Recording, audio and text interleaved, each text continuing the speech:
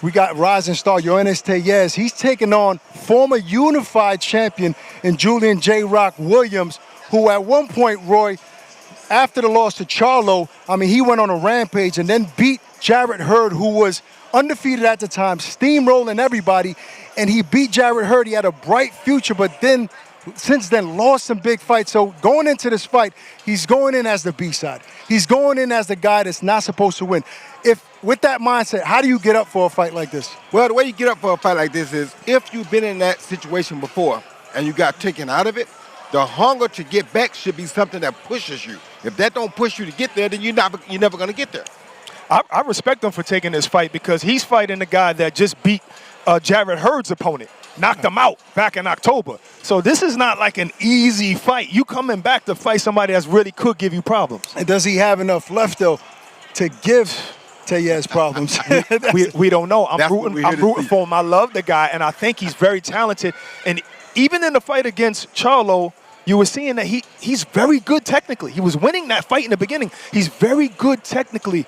And I just see him going so far if he focuses and if he still got it inside him. Yeah, speaking of Jarrett Hurd, he's also on this card on the prelims that's going to be available for free. So you guys don't want to miss it. Even before the pay-per-view, tap in so you can get hyped. But after that, we got a junior welterweight championship showdown, WBC champion Alberto Puello.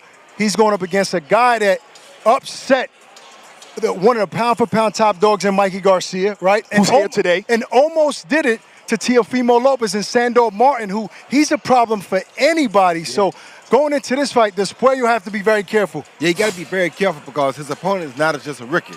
His opponent is a real opponent. One that if you off that day, he going to beat you. So you got to go in and be on your A game when you face this guy. Yeah, and I see a lot of people talking about, Puello's going to steamroll him. My man.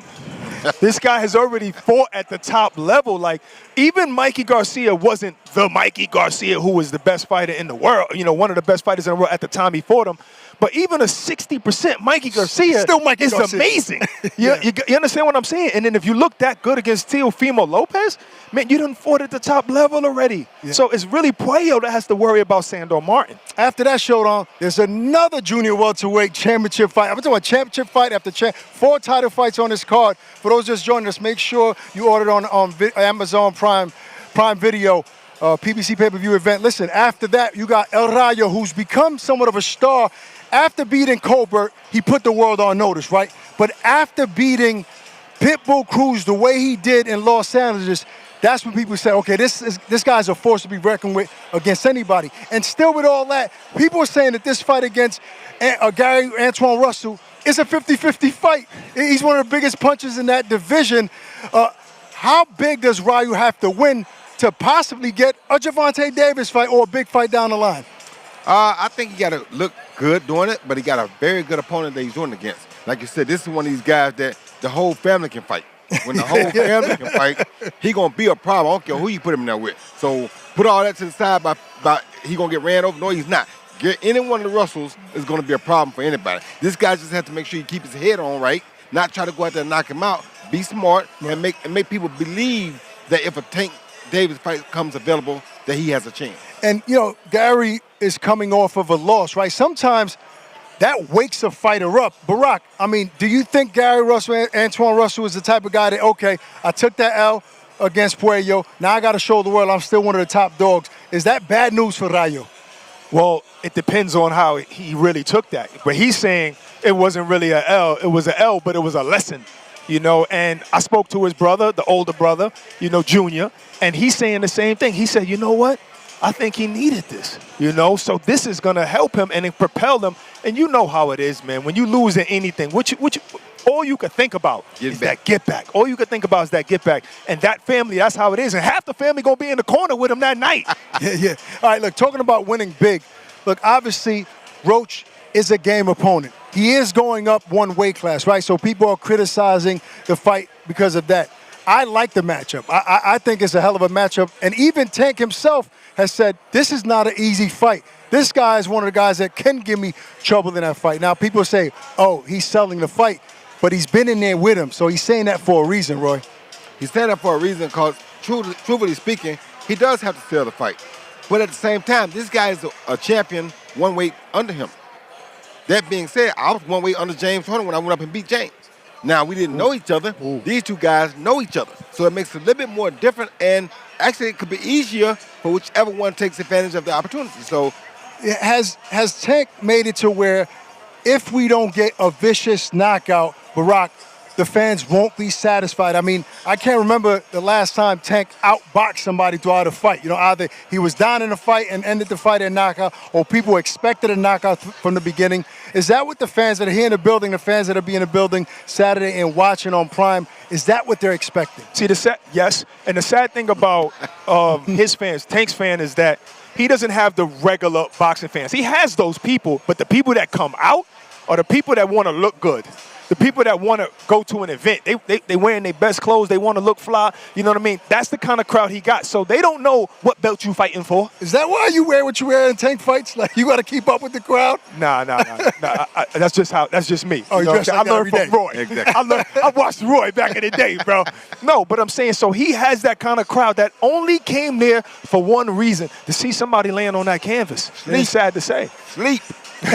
I mean, Roy, can Tank, does he have the skill to outbox a guy like Roach and not end the knockout? He does, because he knows what he's facing. Tank knows how to bring, this is what I like about Tank. He knows how to bring the appropriate tools to the appropriate job. He don't come there with stuff he don't need for a job that he don't need it for. He brings exactly what he needs to the job and gets the job done. Therefore, go ahead. I'm sorry, go ahead. No, you go ahead. No, I ain't cutting you off. Go. So I think that anybody he faces, he knows exactly what tools he needs. I don't think he's going to go out there and try to outbox Roach. I think he knows he's the bigger guy. Roach is coming up in weight. We got to try to get Roach out of here, because Roach, if he comes to fight, he's going to be trying to outpoint us because he knows he's a smaller man. But Roy, I got another one for you. You're a guy that, you always been the favorite in all of your fights, right? So going into this fight, is there any pressure on Tank because he's such a heavy favorite and because the outside noise, they want to see him against other big names, right? Does that put a little pressure on him? Like, I have to end this fight dramatically. No, that doesn't, because you got to realize this. Right now, it's almost like you're fighting your brother. You're fighting your hometown partner you came up with. You know him in and out like he knows you in and out. So you're going to take it easy on him? No, you're not going to take it easy on him. You got to go out there and try to punish him, because he's going to try to punish you. You're giving him an opportunity, but he's definitely going to try to seize that opportunity. Right. So with that being said, you got to be more on your A game about this fight. Forget about everything else out there. You got to get by him. Were you the favorite against John Ruiz? No. I don't know. That boy went up to 200 pounds. We got to look that up. I think Roy might have been the favorite. I'll tell you how I know I wasn't the favorite. One of the guys on ESPN the night before the fight said either Roy Jones Jr. is disillusional or he's the most confident athlete I ever seen. You must have Really? got. There it is. There it is. I don't think nobody forgot that big win. But, Barack, you can't, and this is to both of you, even though you're supposed to focus on the opponent in front of you, right? Boxing is about planning ahead. There's no question about it that Tank is one of the biggest stars in the sport, but there's still question marks out there on him fighting the guys like Shakur, like Teofimo, other big names. He did it with Ryan, and we know how good Ryan is at a comfortable weight. He showed against Devin Haney. So what is it about, how can you plan ahead and still focus on the fight in front of you? Well, you already know what you want out of boxing, and you know what lies ahead. You know what obstacles are out there. But right now, you deal with your neighborhood. You understand me? Yeah. Right now, you got a guy from your neighborhood coming at you. You got to handle that, or you ain't going to be able to go home. Right. So it's easy to stay focused on the prize at hand, because this guy, if I don't beat him, you can forget about all the other stuff. The hood ain't going to let me go nowhere until I beat him. Worry about that Sunday, next day. You feel me? Right. I mean, you can't even get to the other goal if you don't get this one. Well, so that's how you stay focused on the first one. For the first time, we've heard him say, I want to fight 3 times this year. I can't remember Tank ever saying that out loud, that he wants to fight 3 times this year. Now, we're early in the year, Right. March 1st, tomorrow. Make sure you guys order that fight on Prime Video. But he's already planning ahead if he's thinking about 2 other fights. Well, we always think that we want to fight 3 times a year because we don't plan on losing. So That's true. Nobody plans to lose. So, yeah, you want to fight 3 times. Who, we don't know, but he's not planning to lose, or he wouldn't have said that. Well, and if he's really retiring, then he's planning on making as much money as he can. So he's like, I need 2 more fights to make another $100 million all together, and then I'm good. One thing I don't believe is Tank retiring this year. 30 years old. I don't know. There's so many big fights out there and so much money for him to make. He talks about money being important. Yeah. There's a gang of money waiting for him. for other fights. Right, absolutely. But who? See, the thing is, when you're Tank, Canelo, Floyd, those guys like that, there's a gang of money really no matter who you fight. All right. That's the thing. And Barack is such a Floyd fan. He's still talking about Floyd. He's been out the ring for so damn long. Come on, man. It's a fact, though. It's a fact. People want to come see you. Roy, too. Roy was one of those guys that people just want to see you. Yeah, if you fight somebody famous, then it's more people there, but they'll see you fight Joe Schmo. They don't care. Guess what nobody else is talking about, Roy? What if we see a big upset on Saturday night, March 1st, and Roach does pull out the biggest upset?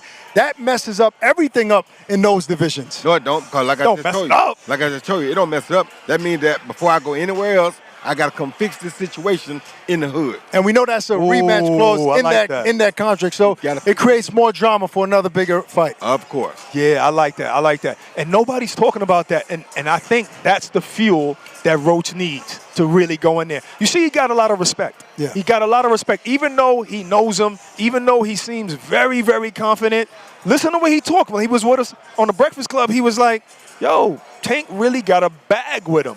Right. So he got a lot of skills.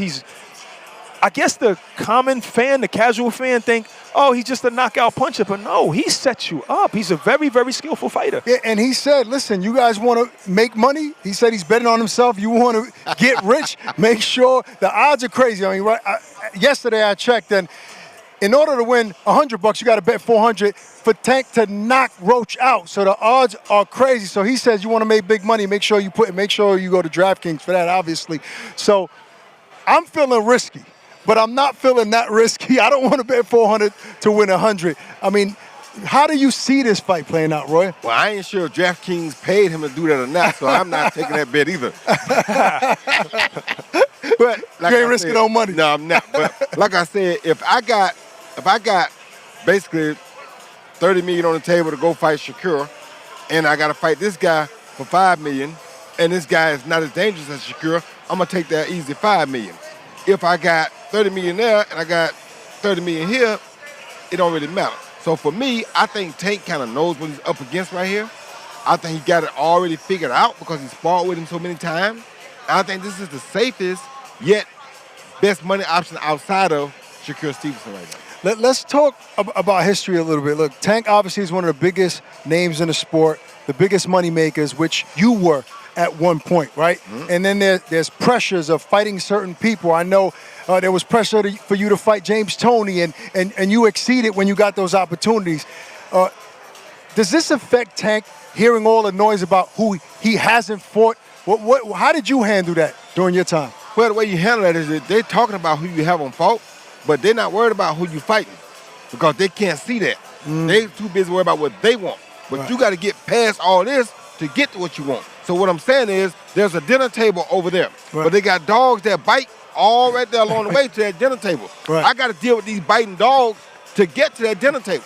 So I better be worried about these dang on dogs before I worry about that dinner table. So though the fans, to your point, you're right, they're not going to be in the ring fighting with you, so you have to focus on what's in front of you. But at the same time, don't you have to cater to the fans to some degree, because those are the fans that are making you the money, buying the tickets, buying the pay-per-views? Doesn't part of you have to please the fans? Why you think I'm going through them dogs trying to get to the dinner table? Yes. When I get to the dinner table, they're going to get what they want. Okay, so... But y'all forgetting it's dogs here on the way to the dinner table. Yeah, that's true. We should give him credit. Yeah. Give him credit for each dog that he beat. You got to. But what if he goes out this year, fights 2 more fights, but none of them is Keyshawn, none of them is Shakur, and none of them is like Teofimo, none of those guys? Y'all didn't say that when Floyd did it.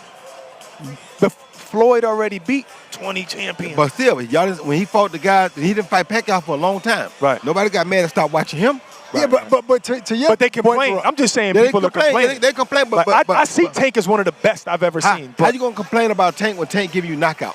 Yeah. No, there's nothing to complain about. Like, you can't complain about that. He give you knockouts against known, top-ranked, top-known people fighters. always find a way to complain. Shakur just got a knockout the other day, and they complained it was too late. But I'm just saying he shouldn't be worried about that because they still coming to see him. There we go. Yeah, no question about it. And in reality, I've on record saying that Gervonta is one of the most skilled fighters in boxing, because he's scoring knockouts, it doesn't mean that he isn't a skilled fighter. You was on a record. You was on a record saying that. Yo, Gervonta's a skiller. Well, look, they asked us on the Breakfast Club, does he have any holes? No, he really doesn't have any holes outside of starting late, but that's part of his strategy. Yeah. And I'm not going to say he starts late, like I just said earlier. Yeah. He brings the necessary tools to the table. Devin Haney should have took note of how he started with Ryan Garcia. He made Ryan move, got used to Ryan's rhythm first. Then he started attacking Ryan. Devin came around and fought Ryan, and look what happened. Yeah, and if you're winning, pushed him. And if you're winning by knockout, then who cares when you start? Right, the fight is over. You got the end result that you wanted, and please the fans. Should be, but like I said, they complained about Shakur Stevenson the other day, and I always felt like even young Tank, kind of had that older Floyd Mayweather mentality. Like, I don't care, I don't call people out, they come to me. Like, since he was the champ in 2017. In this building right here in the Barclays in Brooklyn, he's always felt that way. So is Floyd to blame for that, for kind of rubbing off on him? I don't want to say to blame. To blame would mean that you don't like that style. I respect it, but there are going to always be fans that don't like it. What I like about it is people like Floyd and Tank, they take control of their own career. They don't let you dictate what they're going to do. They do what they want to do, and that's what they're supposed to do. So I do respect that about them. Absolutely. At the end of the day, these fans, they're not going to take care of you when it's all said and done. When you're retired, they're not paying the mortgage. They're not paying the bills. But right now, they are. People don't realize that these boxers fight a small window and then got to live 30, 40 years without a paycheck. Exactly. You know? So, yeah, you're like, okay, yeah, invest your money. In what? Okay, you show me what to invest. I was making $4 million in one night. Now what? You know, so I'm not mad at the fighter that says, I have to break the bank. I have to make as much as I can because I'm going to retire at 32 years old and live another 40 years. But what about legacy, Roy? What about belts and titles? I know as of late, it seems like more and more fighters are giving less respect to the titles and the legacy and only the money. Is that a mistake? And it's not really a mistake, but that's when I learned even more respect for Floyd, because Floyd say, I chose currency over legacy. And a lot of guys do that, and you have the right to do that. You understand? You don't have to be in this game for the legacy. You can be in this game for the currency. Just tell that truth all the time. You understand? Don't tell me you're the best fighter in the world, but you're in it for currency, because it's kind of hard for me to juggle that. Now, when you say it like that, I respect it. That's what I said. He said that like that. Right, when you say it like that, I respect it. I get it. But even Floyd, he said he chose the currency. He still fought champions. Well, he did. He still fought. He did. You can't really complain about Floyd's. I'm not complaining about it. No, I'm talking about people do, though. But I think it's beyond belts at this point. I think it's about names. Right? Tank is bigger than belts. No question about it. But I'm saying I don't think necessarily people care about Tank fighting for more titles. They care about Tank fighting certain names. That's right. That's right. But let me say this: if Roach wasn't the WBA junior lightweight champion, this fight would be nothing. It wouldn't make sense, right? You're fighting another champion. You're fighting a champion that's in the weight class. You got to do that. But because he's the champ, that can happen. That's if a he good wasn't point. the belt, if he didn't have a title, we don't want to see you fighting a 30 pounder that don't have a belt. Right. He ain't even the best in his weight class. Right. Why we want to see you fight him? Right. When Terrence Crawford moved up to 147, he was able to fight the champ easy on the first shot, because I was just the champ down at 140. Exactly. So the belts do mean a little bit. They do. Listen, I think that at some point he's going to be in those big fights that we all want him to see in. I think Tank has a competitive spirit in him that at some point it's going to prick him and bother him a little bit that people are complaining of him not fighting those names. But what I like about it, what I'm most intrigued about, is the fact that Floyd did teach him one thing. You be your own boss, do what you want to, and you get ready. And that's a beautiful thing to me, because not many people can adjust to that. All right, well, listen, he hasn't got on the scale yet, but he's going to get in the seat with us right now. Lamont Roach, what's going on, Lamont? Listen, we've been talking about the confidence that you've shown all week, right? And people are saying, already thinking about what Tank is going to do next, right? Who's he going to fight next? The names that people want to see him looking past you. And your confidence aura is like, keep thinking that. Keep thinking that. Yeah. What is it? What gives you that confidence? Man, he got a fight ahead of him Saturday. We're going to see what they're going to be asking about after this fight. So that's what I'm saying. You can't count your ducks and have them lined up in a row before they hatch. You know I always keep it a buck. Literally, we was up here talking for about 10 minutes. We mentioned your name maybe twice and Tank's 15,000 times. Yeah. That got to bother you, bro. No, it don't necessarily bother me. I get it. Like, you know what I'm saying? Like, I'm understanding of what's going on in the world, what's going on in the universe, especially what's going on in my life. Right. Obviously, he's a superstar. A lot of people seen him, and a lot of people haven't seen me. Right, So, right. you know, it's cool. Like, but I'm telling you, Saturday night, that little narrative gonna flip. That's all I'm saying. All right. Well, we also talk about your confidence, and we was like, okay, where that confidence come from? The confidence come from you knowing him. You said outside of this, that's the homie. You probably root for him every time he fight. Yeah, I'm a boxing fan. And he can fight. So yeah, I like to see good fights, and he's a good fighter. Outside of he is cool. You know what I want to really, really know? We all want to know. What was y'all whispering to each other, bro? Was y'all talking? Was he being respectful, talking crap to you? Didn't want mommy to hear? Nah, it was more so he thought he had one up on me. He thought he heard something like say for instance he thought he had a mole in the camp or something. Oh, like he always do. So, yeah, like he always do. He said that I was injured or something like that. I was like, all right, well keep believing that, but I know what you did when you went back home mid camp. Oh, so you got some but I dirt. really know. Yeah, he ain't gonna talk about. He said, "Oh, I wanted you to know that." Yeah, right. So your team, your team is tight. Yeah, you ain't got no moles sure. in your I ain't team. got to worry about No none of moles. that. None of that. So look, you mentioned that you guys fought twice, and we talked on the Breakfast Club. You said you felt like you won the first one, but you were 15. It was amateur. It was headgear and big gloves, right? Mm-hmm. Obviously, Tank is a knockout artist. Are you going into this fight a little more cautious because people are expecting, everybody in the building is expecting for you to get knocked out? What is the game plan to avoid that from happening? Man, everybody gonna be disappointed if they expecting a damn knockout from him. I'm gonna tell you that right now. Right. And I'm gonna go in there. I'm aware. I'm a fighter, bro. I'm aware. I know I know that I have a chin. The more you go in there worrying about somebody's power, the more likely it's gonna happen that power gonna catch up to you. I'm not worried about that. I'm gonna let them worry about what I got. Right. Let me borrow those green contacts. Oh, you which know, ones? for tomorrow. You know, the green contacts yeah. you got on. You know what I'm saying? I got something to do later. The light making it look like that, bro. I hear you. So all right. So check this out. All this talk is about, okay, who Tank gonna fight next? He gonna fight. Who you gonna fight next? That's what I'm talking about. That's the question right there. I want to unify at 135. Me and Shakur already talked to each other, and if he's available and we can line it up, that's what we're gonna do. Really? Y'all run it. wait. Y'all spoke like this? Yo. Let's get this popping. For sure. Like What are you that. talking about? If he beats Tank, he's fighting Tank again. Obviously, there's a rematch but going on. we're not. We talking about past that. We talking past that because you got to give him the option and tell what he gonna Yeah. do. So you talk personally to Shakur, no managers, Personally, whatever. Yeah. Wow. Personally, he cool. Okay. So let me ask you a question. So you're now officially moving up to 35? I mean, we gonna see. I mean, like if the so I'm gonna be the champ at both ways. Right. And if there's no opportunity to unify at 35, I want to unify at 30. Okay. I'm pretty sure that's gonna happen. So Which belt means the most to you?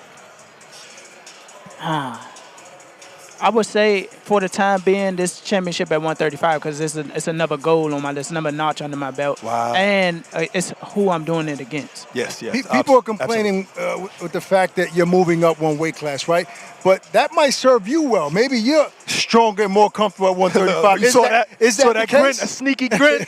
You can sure. eat a little bit more. Yeah. How stronger do you feel at 135? I feel great, man. I feel strong. It's very comfortable. I drank half a Pedialyte already before. You know what I'm saying? Like I'm ready to get on the scale and show the little physique I got going on. You know what I'm saying? That's why you ain't got no attitude right now because you ain't really that hungry. Hungry. Yeah, no doubt. But Okay. I'm cool though. I'm comfortable. I mean, I work really hard, and I'm in great shape. I'm in tremendous shape. So you in our hometown, Brooklyn. You know, I live down the block. You know, Yeah. before I moved to Jersey. Are they showing you love? Yeah, I think so. In person, yes, 100%. Gotcha, Yeah, gotcha. they showing me love. They Gotcha. are. Yeah, because people talk on their podcast. Oh, this was going to happen. As soon as they meet you, hey, how you doing? Oh, How you man, doing, yeah, sir? yeah, How are you? Real frantic, like. Absolutely. Yeah, I don't like that. Yeah, I don't like that. Is this what you imagine, like as a kid, right? I mean, you fought tons of amateur fights and wanting to be on a big stage. I know you fought on big cards before, but headlining this type of card is new to you. Is this what you imagine as a kid? Yeah, it is. It is. It took me a while to imagine this because, like, once it's up until the point where you really decide that, all right, I'm gonna do this for a living. So when I set out to do that, my cousin always told me, man, you're gonna be one of the best to ever lace up a pair of gloves. I know you know Bernard Boogaloo Roach. Of course. Yeah. So it's just about turning my dreams into realities, and this is where I'm supposed to be. So in my opinion, now I'm just saying, I think you and Shakur would be the best money fight after this fight. Definitely. Right? If you get past the two of them with Tank. So wouldn't you be more likely to unify the 135-pound belt Yes. over the 130? For sure. That's what I was thinking. Yeah, for sure. So talking about eating, like before you get out of here, what does Lamont eat after the weigh-in? What's your favorite meal? After every weigh-in, I don't care what time it is, I like breakfast. I gotta do breakfast. I just don't feel right, like if I ain't had no breakfast. So is that pancake, eggs, bacon, and stuff I'm like gonna that? go. Yeah. Today we're gonna go to. I think we're gonna go to the Golden Diner. Oh, We're gonna get best pancakes in the There you world. go. man. Where's that? Golden There Diner? you go. What's that? There you Golden It's a go. secret. I can't There tell you you. go. What the heck? Junior's is right down the block. Nah, Junior's I thought he was right going down to say Junior. We've been to What's Junior's, Golden man. Diner? I like Junior's, How though. I you like not Junior's. telling me what Golden Diner The is? Golden Diner, man. Best pancakes in the. Where the hell Oh, is that? that's it. Almost They're might not be giving best us. pancakes They in ain't giving us America. any money, no checks. Enough of the Golden All right. Diner plug. Listen, thank you for joining us. No We're doubt. looking forward to this matchup tomorrow Appreciate night. it, man. Lamont, Appreciate it. Y'all gonna be in Roach. store for a good fight. And good luck to you too. Thank Good you, luck. brother. I Good luck. appreciate it. Now I'm hungry. I want some pancakes and stuff like that. Look, I'm upset. Y'all ain't telling me where this diner at. That's what I'm saying. I'll What's tell- Golden Diner? we'll talk about it because we're hungry. Take it easy, Lamont. I think you don't know where Golden I do, Diner I is. do, I do. No, you don't. You don't know. Lamar, text me where Golden Diner is. This dude don't know where Golden Diner is. Best pancakes in New York City. You lying. Look, Roy, I mean, just seeing Lamont sitting here, how comfortable. I don't see him shaking. There are no nerves there. Do you sense that? Are we going to see something that we don't expect tomorrow night? No, we're gonna see exactly what we expect. The thing about it is, everybody thinks they got a plan until they get in there, right? Yeah, But the good thing about him is he already been in there, so he does have a plan. that's true. It's just how well can he execute it.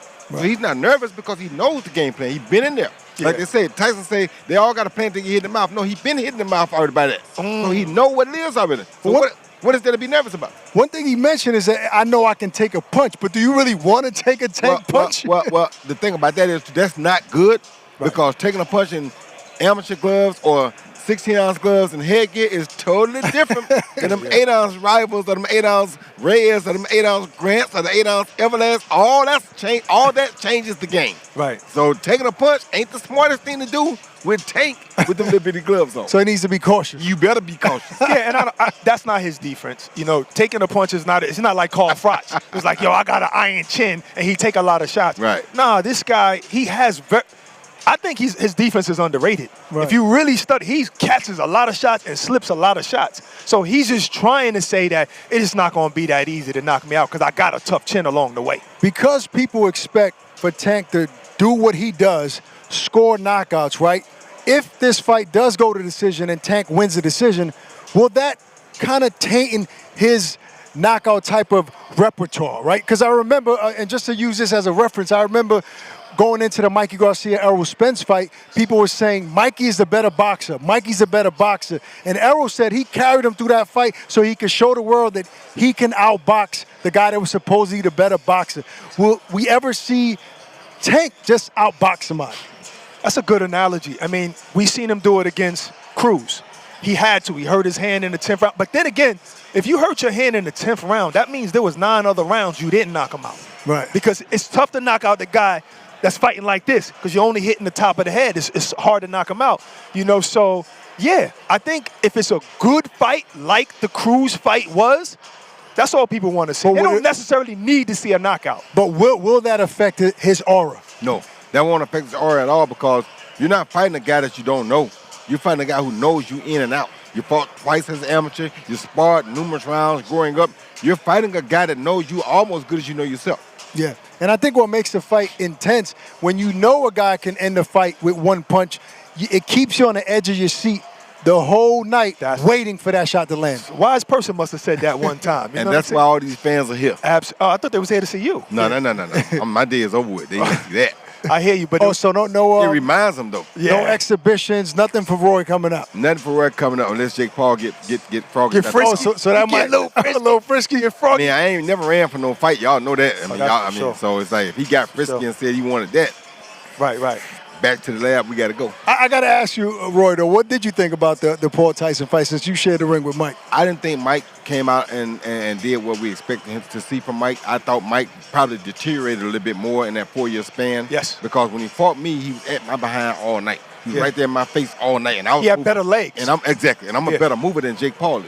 All right. And he still was keeping up with me. So. Yes. All right, we got a rising What's up, baby? star. And even though you've been in the game, Jose, I still call you a rising star because your coming out party was against, people thought it was against Cobra, but it's really against Pitbull Cruz. How much confidence did you gain just within yourself after watching your own performance? It was great. Good confident booster for me. You know, it was something I always knew I could do. I was really a boxer, you know, growing up. When I got to the gym, 10 years old, I was very athletic. I used to dance around. I was a lefty. I watched fighters like Pernell Whitaker. But, you know, as I got older, I switched my style up, you know, for the pros. And I fell in love with the power. So it was just a matter of me getting back to knowing what I knew how to do. And you did that well, surprised us all. I didn't think you could beat him just because I was rooting for you. Secretly, I was like, he gonna get it. Right. You know what I mean? And you proved us all wrong, man. So congrats on that. I had to congratulate you face to face. Thank you. But I didn't really think you got the credit you deserved when you beat Colbert. People was like, oh, you lost the first one. Oh, you got that knockout, but he's gonna knock you out. How do you feel now? Do you feel like you're getting respected as a champion? Little by little, you know. But I think this was gonna be the icing on the cake. The icing on the cake, yes, Right. sir. I had to, get in my bag after that tough loss I took with Edwin de los Santos. I shook all that, shit off, excuse my language, but, I went back in my bag, man, and I was like, I got to go back to knowing what I know how to do, and that's box. Right. And, and that's what I'm doing. So, right now, it's a big fight. Me and Gary, he's a tough fighter, but I'm prepared for this moment. So in the back of your mind, are you thinking like, if I perform really well, and let's say I get a stoppage of a great guy, Gary Russell, maybe they gonna throw me in there with Tank. Are you thinking that? Yeah, man. Tank, Teofimo Lopez. Oh shoot. Ryan Garcia, Devin Haney. I want to be up there with all those guys. I know I got it in me. But if you do get, and not looking past Russell, because you know how difficult that fight is going to be tomorrow, but are you willing to go down to 135 if that was the only option to fight Gervonta Davis? Nah. You're done with that. I got to 140 for the Pitbull fight. I only gained 8 pounds for that fight. So since then, I've dedicated myself to put on the weight, become a real 140-pounder, gain more, experience and grow. And I would be throwing all that away. And, for what? I'm a champion at 140, and I feel like there's big fights here as well. So you beat a dangerous guy already, but stylistically, do you think Russell is more dangerous than Pitbull? I think you could say that. Yeah, he's a lot tighter. Defense, hands are up. He's up close and personal.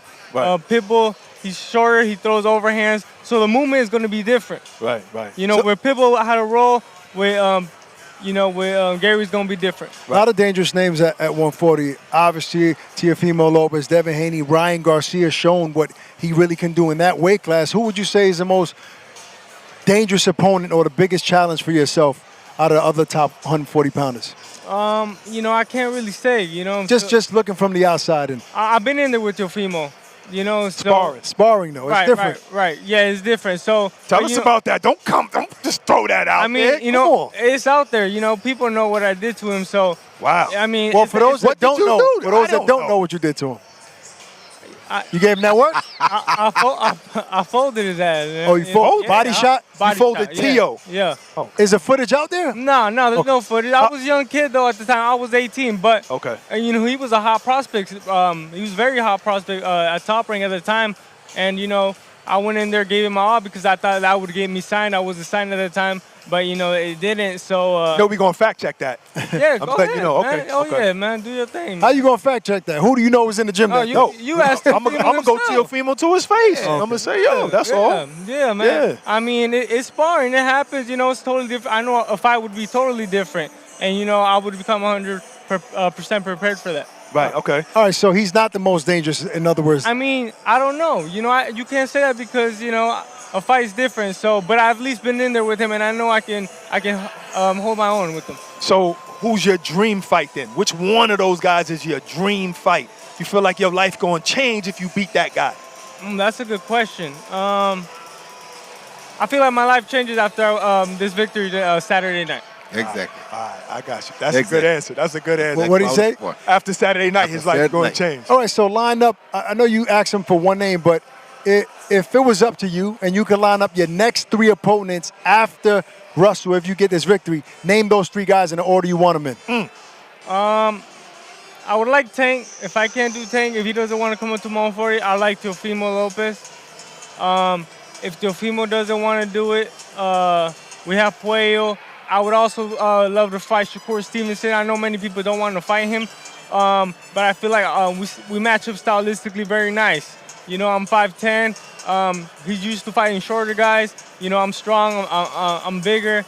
So I think I wouldn't have such a hard time closing the distance. You know, I cut the ring very well, and maybe even move up to 147 and fight Barrios or something like that one day.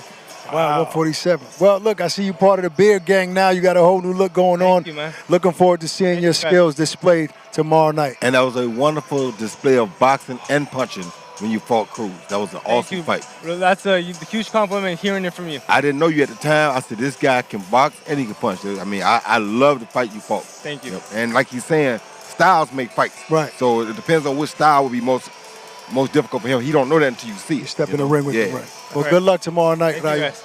Right. Good work, brother. Thank you, Joe. Yes, sir. You know, Roy, I agree with you on this. You know, this young man, a lot of people weren't familiar with what he can do in that ring. And that was a big stage. That's when Terrence Crawford fought Madrimov. Right. And that was a co-main event. People felt that Cruz was going to walk through and steamroll him, and he surprised the world, put the world on notice. Shocked everybody. I mean, shocked everybody. I mean, I was baffled myself because I didn't know it. Right. So I wasn't expecting that. I thought, okay, they're going to give Pitbull another guy he can just run over. Right. Nah. Is it safe to say that he beat Pitbull better than Tank did? Yes, he did, without a question. Yes, he did. Absolutely Yes, he did. better than him. Like, it was no one question. People was trying to say Cruz probably beat Tank. I don't think so. No. But that's what they were saying. I was calling that fight with Rayo and Cruz, and I was mesmerized. I was like, this kid is special. And the thing about it is, like we said, the reason he beat him, not because that don't mean he's better than Tank. Right. Styles make fights. There you go. Pitbull and Tank close to the same height. Right. Yeah. He's taller than both of them. Yeah. Well, speaking of styles, how does his style match up with Tank's, in your opinion? Same thing, same way as there with Pitbull. He just got to be a little bit more safer because you can't give Tank the same shots, or you can't allow Tank to hit you with the same shots they did allow Pitbull to hit him with, because Tank only needs one. Yeah, and Tank is more of a counterpuncher. He's going to wait for those openings to really kind of catch you, where Cruz is just constant pressure. So it's probably easier to box around that type of style. Cruz is predictable. Tank is not. Right, Tank can go forward and go backwards. So even if Tank does move up to 140, he'll be a heavy favorite against Ryan. Of course, because he already been champion at 140. Yeah. And he beat a big guy in Mario Barrios at 140 that went on to win fights after that. Mario's my height. Like, what is wrong with Tank? He's that special. He's that powerful. Yep. Is he going to be that special tomorrow night? Make sure you guys order this on Prime Video. Tickets on Ticketmaster.com. It's a PBC pay-per-view event. Scan the QR code to order. Look, obviously Tank brings them out. They're talking about this fight, if there are any tickets available on Ticketmaster, because they might be sold out, because people love to watch them in person. We saw them in Atlanta and D.C., many other places. What is it about coming to the arena? I mean, he sells out quick. We know pay-per-view, fight fans around the world. Why they want to be in the building? Because they know Tank brings all the smoke. Pun intended. Pun intended, right? I guess so. No, it makes sense. When a certain crowd want to come out, they want to be seen by somebody. And the somebodies are going to be here. And they want to see other people, and they want to wear their nicest clothes, like I said. So that's the kind of people Tank bring out. And you know what? We keep talking about Roach's comfortability and how confident he is. But let's point out that Tank is always like that, right? And he's more comfortable than ever talking to the media. He doesn't seem like he has a worry in the world. I mean, I think the only time I saw Tank a little tense was probably against Ryan Garcia, because he knew he was going in with a big puncher. And Tank has said it. He wasn't shy about it. He said, listen, I was worried. He's a big guy for the weight and a big puncher. But he seems so comfortable, like he doesn't have a worry in the world. He doesn't, because he's fighting his homie. When you fighting the homie, what you worried about? You know what he got. You know everything. Like I said, like Tank, like he knows Tank probably almost as good as Tank knows himself. Tank also knows him almost as good as he knows himself because they've been in the ring so many times. Right. So it's nothing to be afraid of. It's who can go out there and execute what game plan they think works and who can't. Speaking of game plans, do you think Tank, we're still waiting on him. He's not in the building yet, right? Is that a mind game, a strategy? Floyd did it often. I'm not sure, Roy, if you ever done anything like that. Yeah. But what does that do to the opponent when you're taking your time to show up? Well, it can do two things. It can backfire too because you can piss him off to a point that he's going to say, you know what, you don't respect me now, but you're going to respect me after this. So you can give him fuel, or you can make him feel like, wow, they told me I got to be here on time, and he doing what he want to do. You understand me? So there's two ways to look at it. Well, he's feeling himself. He's a champ. He's been a champ for a while. 8 years now? Yep. He had a championship title. So I think you could do that only when you're allowed to. Not all fighters are able to show up that late. yeah, but who? Like I said, who gave him the alley-oop? Floyd. Remember Floyd tell you, I'll start the broadcast when I want. I'll go outside that ring ring walk when I want. I do whatever I want, and he has that same mentality. But when does that become a little disrespectful, or when does it go too far? It doesn't really matter when we all here to see you. Right. You know, like I told Roach Main to his attraction. face. Like I told him to his face, we talking about Tank here. Right, right. You know, because he's the guy that's bringing everybody else, so it can never really go too far. It has to be, we have to not need him Right. in order for it to be disrespectful. And I guarantee there's nobody else Roach can fight right now that would enable him to make the money he's making to fight Gervonta Davis. So he's not making money because he's Roach. Right. He's making money because he's Roach fighting Tank. So in other words, Roach, he's not tripping. He's like, let him take his time. I'm ready for this moment. You can't. It's the biggest payday of your life, probably. Right. It's the biggest opportunity of your life for sure. How can you be mad about that? You used to play these mind games? Of course I did. Tell me a couple things. Tell me a couple things. Just different things. Like I would come, and if I knew they was rushing to go somewhere, I'd tell them, okay. And I'd just stay up there on purpose just to piss everybody off. Who did you do that against? Some of everybody. Some of everybody. What's the biggest mind game that you've played throughout your career that you felt was effective? It's hard to say, but I'll tell you what I did one time. Jeff Lacey had 10-ounce, supposedly, 10-ounce Everlast gloves, right? Yeah. And I had 10-ounce rivals. He was like, I don't want to fight in those. Why? So he kept making a big fuss about it, right? About the gloves. Right. So I sent my friend Alfred over there, my coach, he was assistant at the time. I said, go over there, find his 2 Everlast gloves, get his number 1 pair, and bring them to me and tell me I'll fight in Everlast then. Oof. My guy went to his locker room, said, y'all want to fight in those? Yeah, which one yours? Said that one. Said, give me those. And brought them to me. And you fought them. And well, let me finish though. Okay. When I took the rivals off and put them Everlast on, I was probably 30 miles per hour faster. Damn. Which told me that those were really 8-ounce gloves. So you get in there trying to put the game on me, and you got abused in 8-ounce gloves that they should have never allowed to happen, but you was trying to put it over on me. And so I just kind of outsmarted the game. I took your 8-ounce gloves and punished you with them. All right, listen, joining us now, longtime trainer of Gervonta Davis, our guy, What's up, baby? How you doing? You all right? Good to see you, brother. You know Calvin it. Ford. Bless you. Yep. Wow. Full circle. Listen, Calvin, thanks for joining us. I'll be remiss if I don't ask about what's been going on. Like, let's address the elephant in the room. Okay. I didn't see you on the gloves off. We've seen Barry Hunter. There were question marks. People are saying, is Calvin part of Gervonta's team? Can you set the record straight, and why have you been absent? He already set the record straight. No, we want to hear from you. He already set the record straight. I'm like his dad. Right. I'm always there. Because let me explain something to you. I just got married. Okay. Congratulations. Sometimes I get so wrapped up into boxing, I forget that I got a life too. You understand what I'm saying? And he's a grown man now. So I got to let him live life. Right. Because I'm always in his ear. You know what I'm saying? So he don't come around me unless he know he's right. Wow. So when I seen him, he's right. I don't have to be in his corner because once I start talking to him, he know how I get down. So how was the conversation when you and Barry? Did you guys No, y'all got to speak? understand, me and Barry been knowing each other for years. Right. Like right now, he got a kid named Scooter. Scooter rides with me. All these little kids when we was coming up from all on the East Coast, they know I'm that young coach. You know what I'm saying? That I love what I'm doing.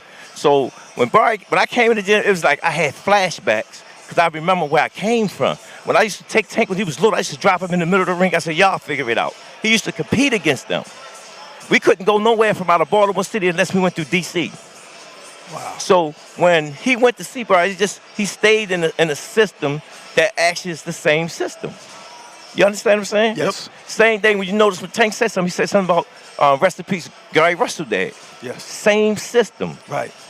No excuse. Same system. All us, we do the same thing that we was doing in the amateurs. Right. So was Barry the OG?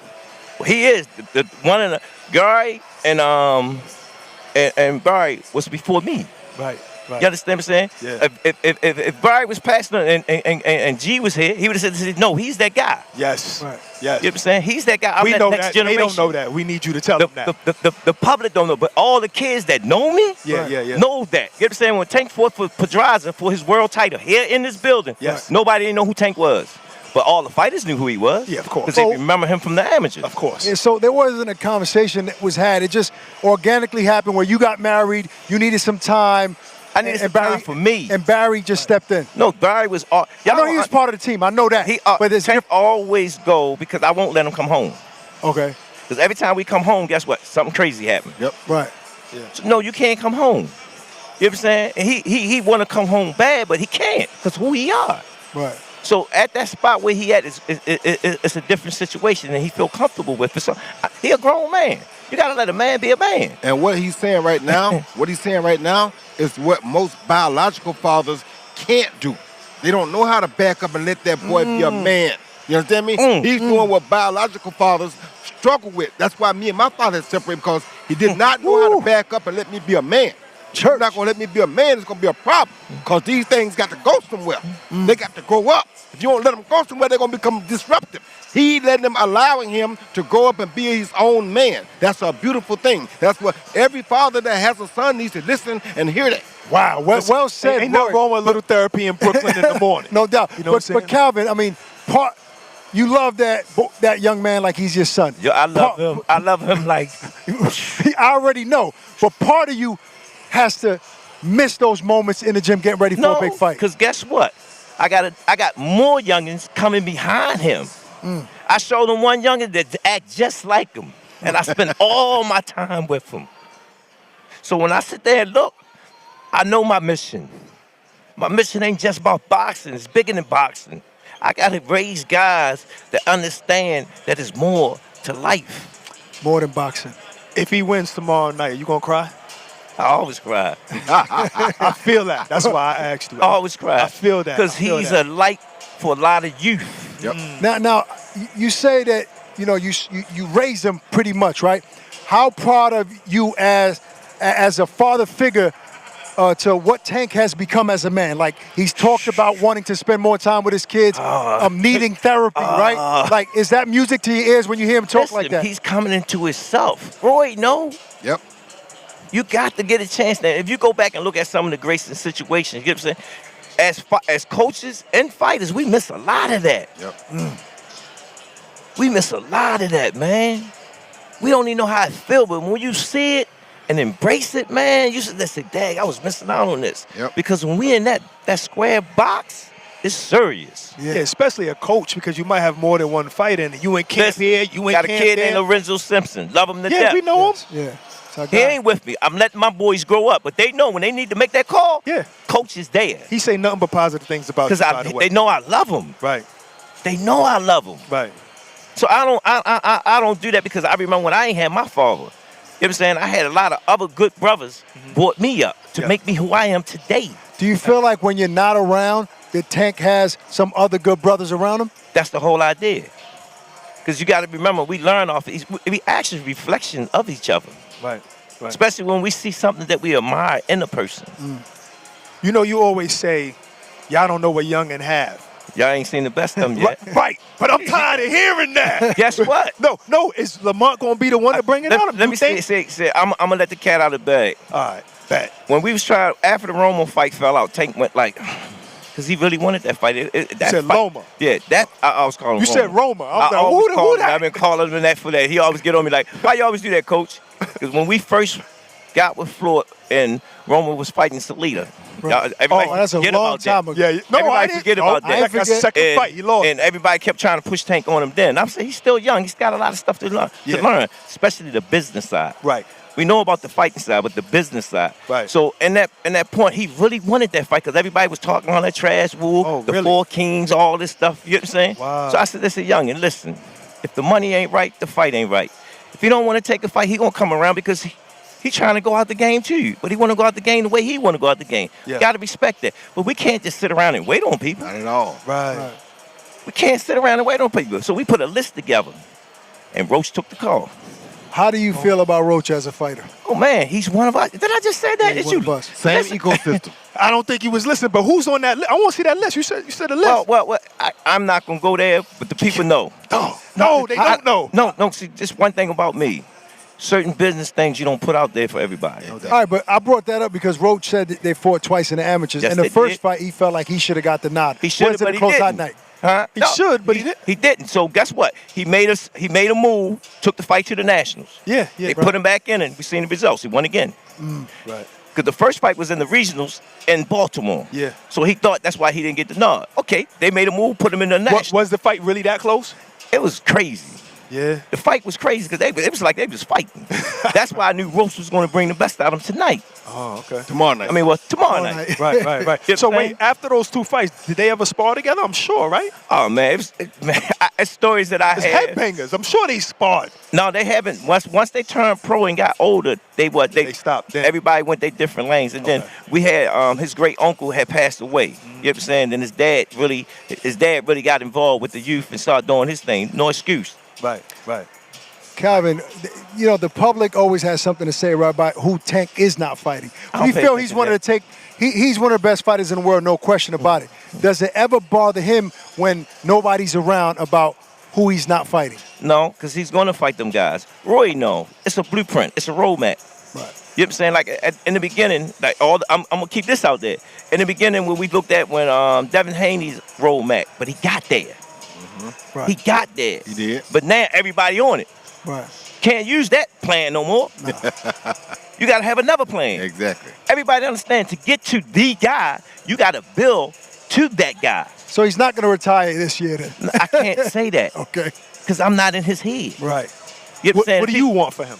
I want the best for him. Right. What do you think is the best for him? The best for him is what he wants, because at the end of the day, when you get in that ring, your focus better be focused. Yeah, that's true. Oh, And so it's all if he's about not 100%, then you're saying, okay, then go. Yo, get that, clear your mind. Yeah. Go up in the mountains if you had to. Go for long swims and long walks. Right. And when you ready, come back and let's get it. Right. Got you. Well, listen, congratulations on getting married and taking some time for yourself, Calvin. I have to say, I'm happy to actually see you here this week. I didn't know what was going on. Nah, but it's man, good like again, as coaches, we embedded into our fighters, man. And it takes a lot out you. I love the passion and the honesty that you bring to the table every time we talk to you, brother. Thank you. God Good to bless see you, you, Kevin. brother. God bless you. But Roy, love you to Always, death, man. brother. You know, doing what you doing. Always. Good luck. Wow. You heard the sincerity in his voice.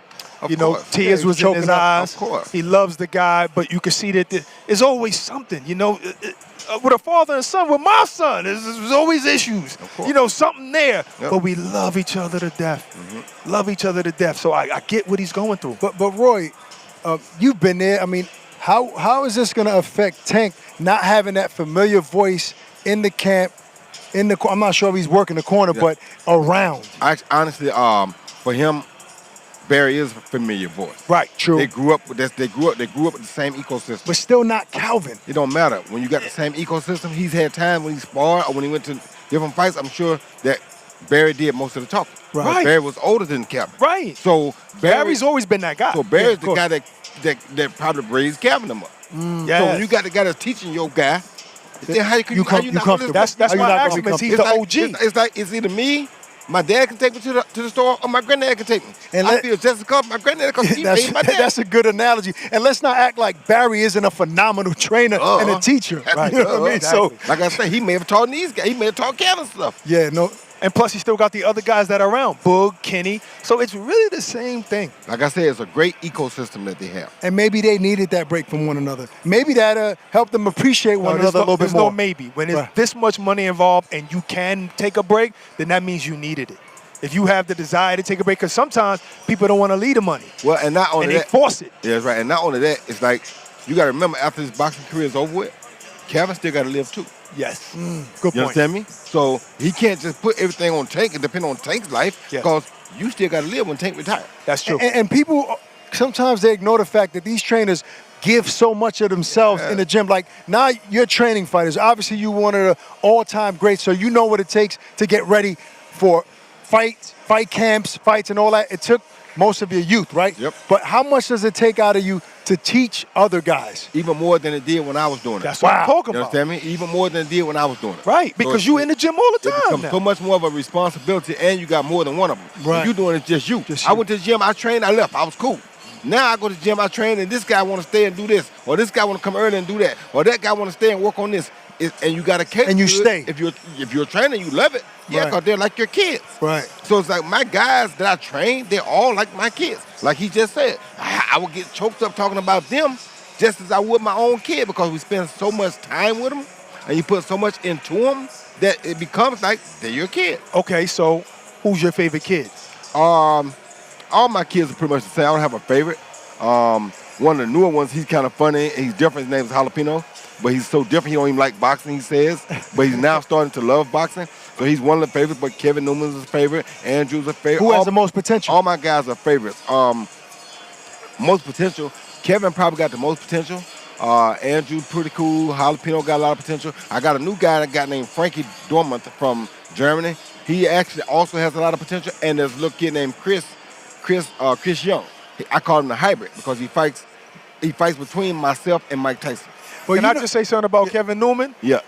I didn't like when I used to see other fighters try to be like you. Yep. You know, even with Pascal Yep. and Eubank and what, Chalemba, I think. Yep. He even tried to do like you. Yep. Newman can do you a little. He does a good job at it. So- He ain't you, but he could do you a little. So, but this is the mistake most people make. I don't teach these guys to be like me. Right. I think Newman was kind of already like that.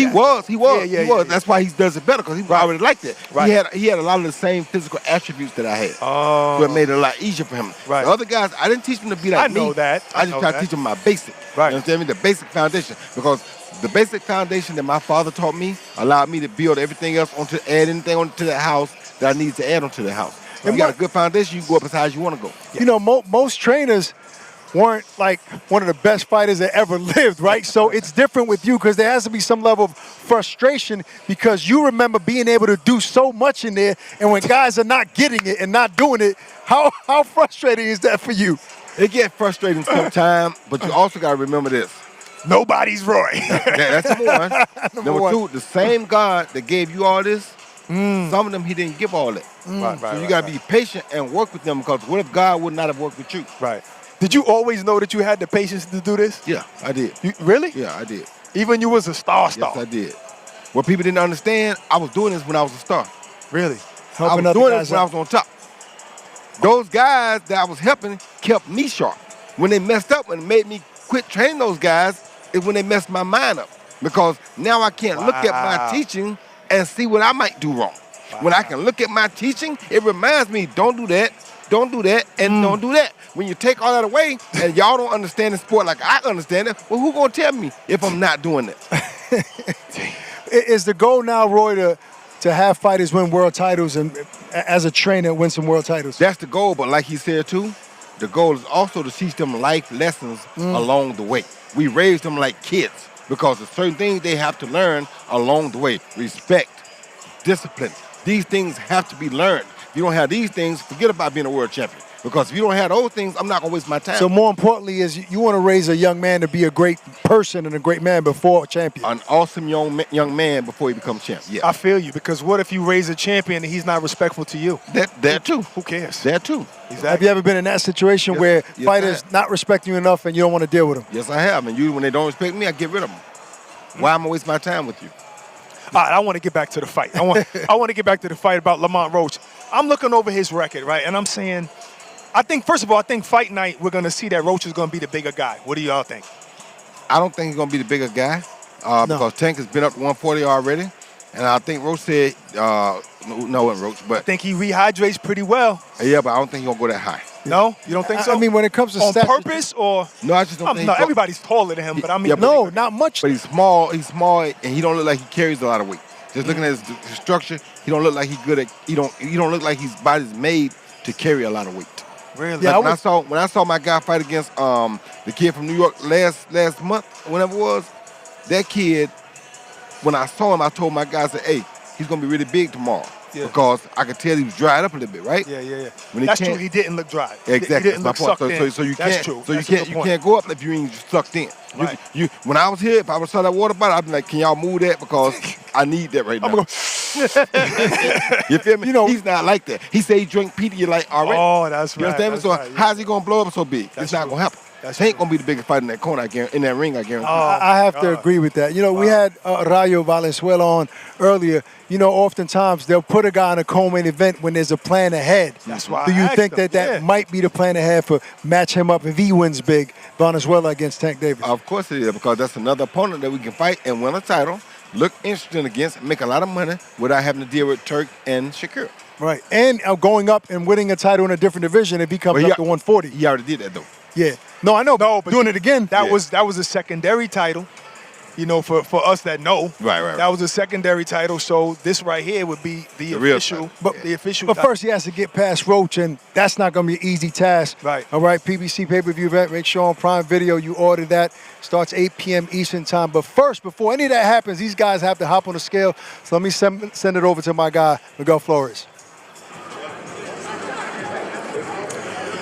Good afternoon, ladies and gentlemen. Welcome to Barclays Center here in Brooklyn, New York, as Premier Boxing Champions presents our official weigh-in for tomorrow's stacked pay-per-view event on Prime Video.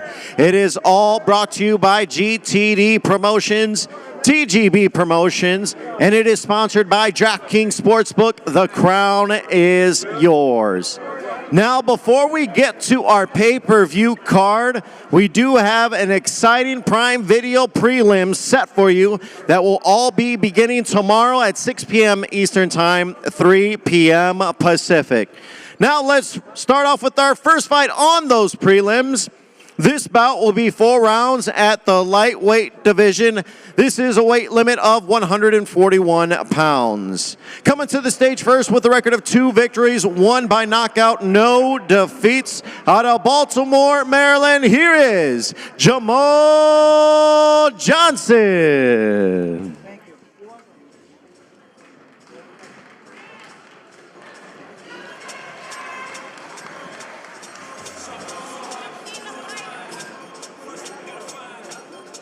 All right, now let's bring on his opponent. Undefeated, 5 victories, all 5 by knockout. Representing Fort Washington, Maryland, here is Derek Scooter Davis.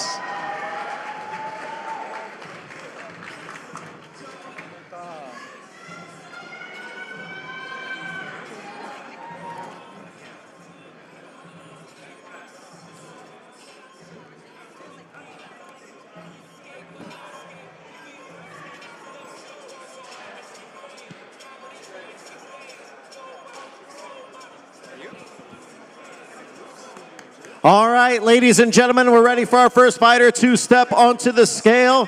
Once again, out of Baltimore, Maryland, here is Jamal Johnson.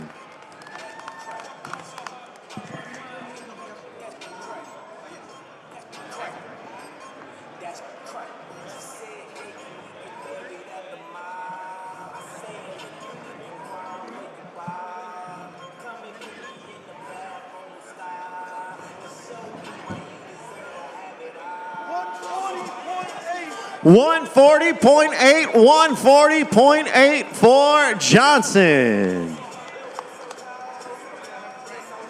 Now it's time to bring up the undefeated fighter from Fort Washington, Maryland. Here is Derek Scooter Davis.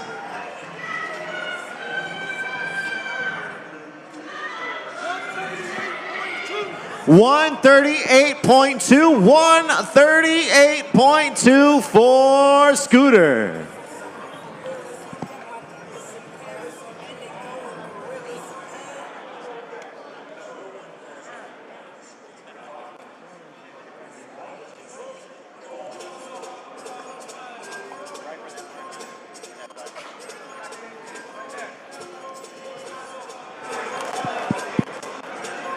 This will be the first fight kicking off our PBC Prime Video Prelims tomorrow. Derek Scooter Davis taking on Jamal Johnson.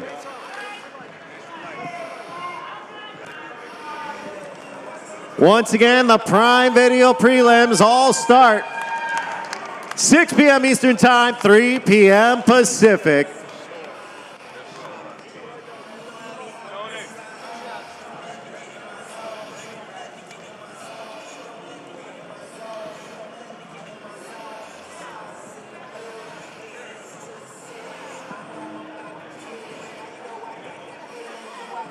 Ladies and gentlemen, we'll continue our prelims now as we move on to 6 rounds in the welterweight division. Now coming to the stage, he is undefeated, 7 victories, 5 by knockout. Representing Oceanside, California, here is Angel Machete Munoz.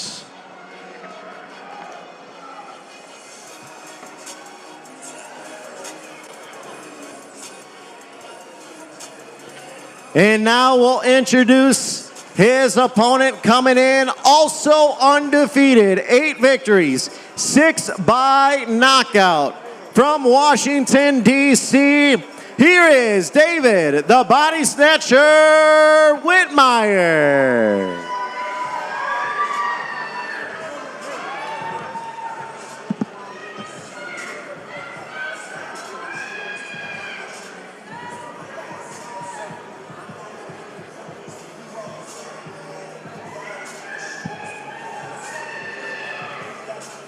Once again, ladies and gentlemen, this will be our second fight on those PBC Prime Video Prelims.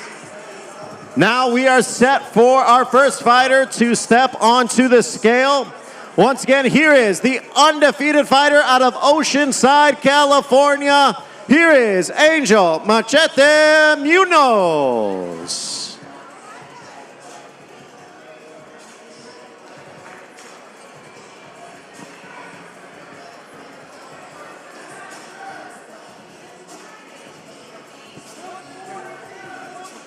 $148.8, 148.8 for Machete.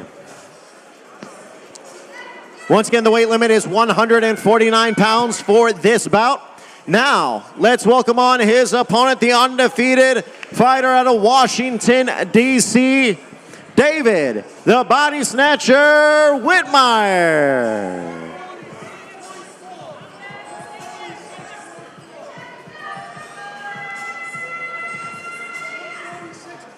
146.4, 146.4 for the Body Snatcher.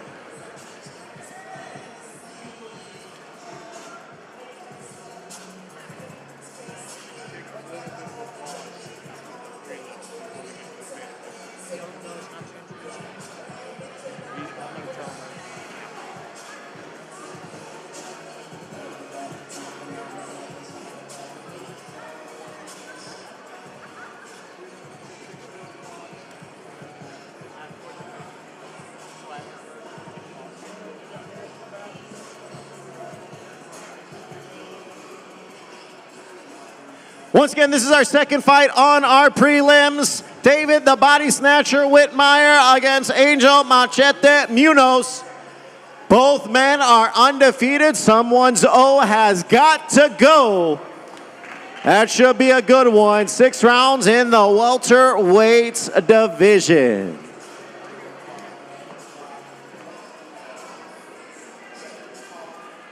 All right, ladies and gentlemen, it is now time for our featured fight on the PBC Prime Video Prelims. This bout will be 10 rounds in the middleweight division.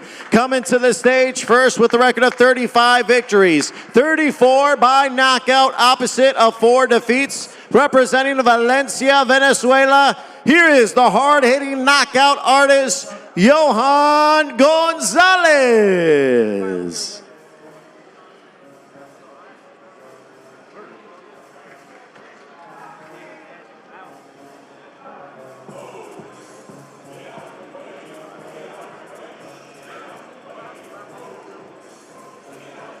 All right, now we'll welcome his opponent coming to this stage with the record of 25 victories, 17 by knockout, opposite of 3 defeats and 1 draw, representing Accokeek, Maryland. He is the former unified 154-pound world champion. Here is Swift Jared Hurd.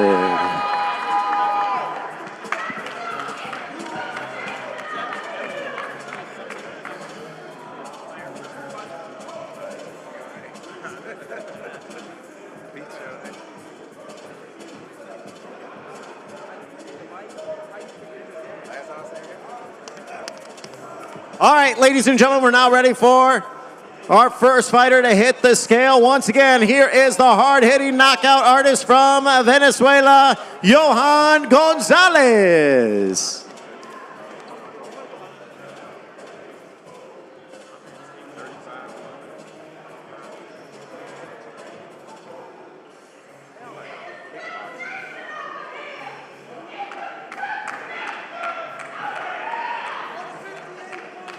$158.8 for Gonzalez.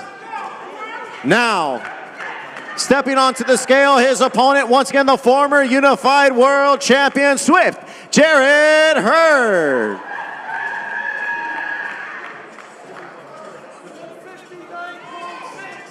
$159.6 for Swift Jared Hurd.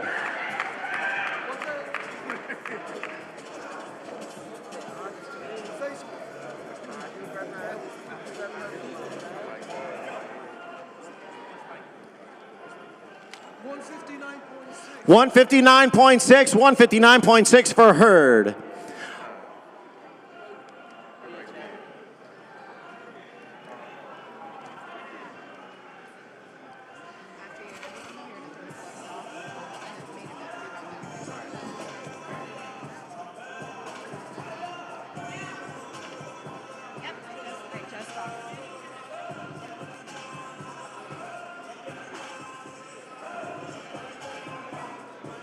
This is our featured fight on the PBC Prime Video Prelims tomorrow. Swift Jared Hurd against Johan Gonzalez. 10 rounds in the middleweight division.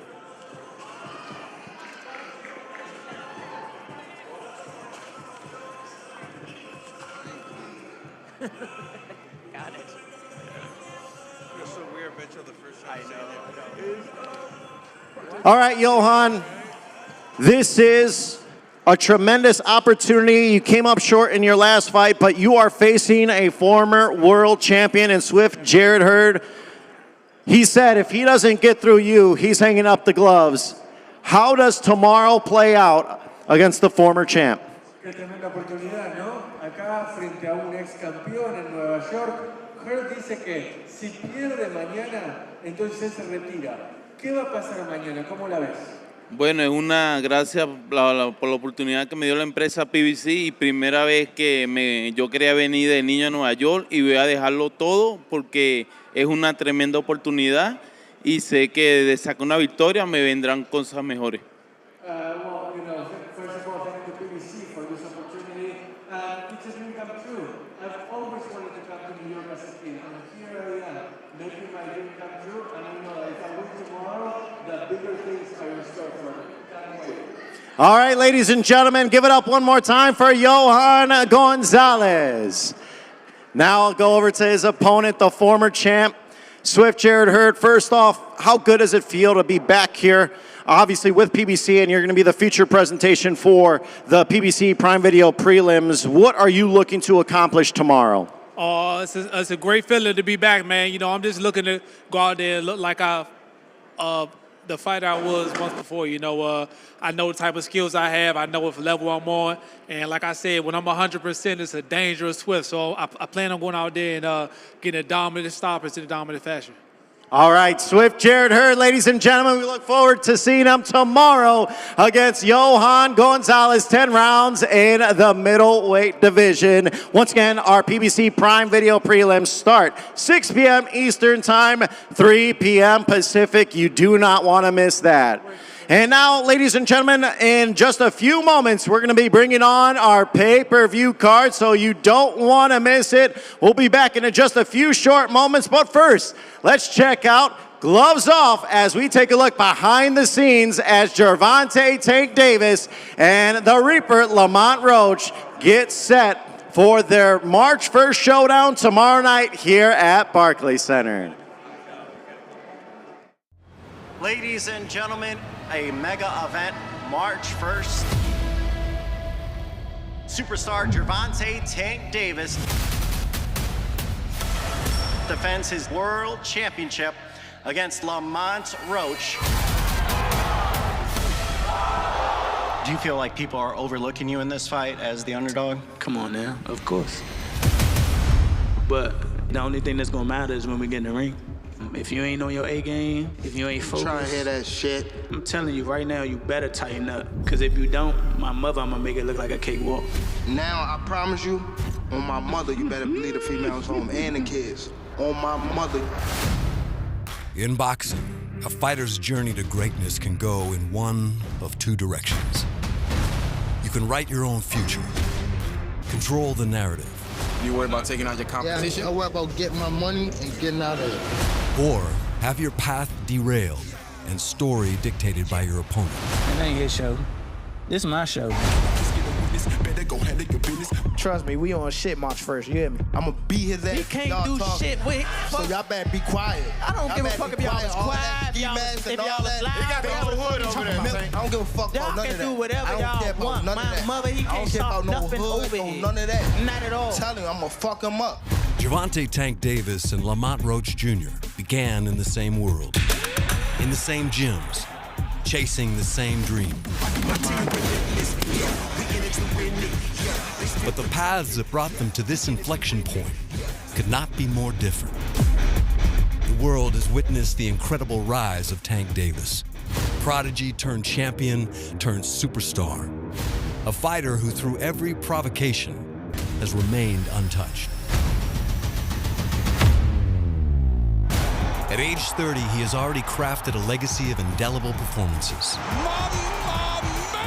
And Tank is looking to use this next chapter to further his legend. Y'all getting the last little bit of Gervonta that y'all gonna see. I'm gonna make sure I do what I'm supposed to so I can be the best I can. It's kind of his show. I'm the villain, and I'm definitely here to play a damn good villain role. I'm gonna whoop his ass. Lamont Roach Jr. has taken a different path. That's right. His tenacity is evident in every fight, but even more so in the long arc of his career, where he has scrapped and fought to earn the right not to be overlooked. I'm really him. I bring any type of smoke to anything in my way. I am him in that ring. The contrasts are evident and clear.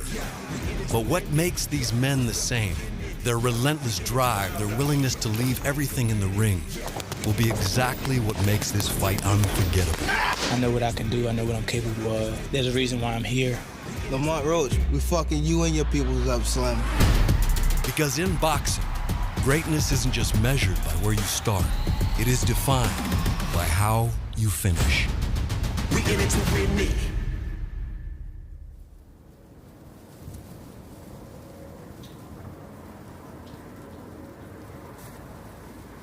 Stretch it down, pull it up. Ready, go.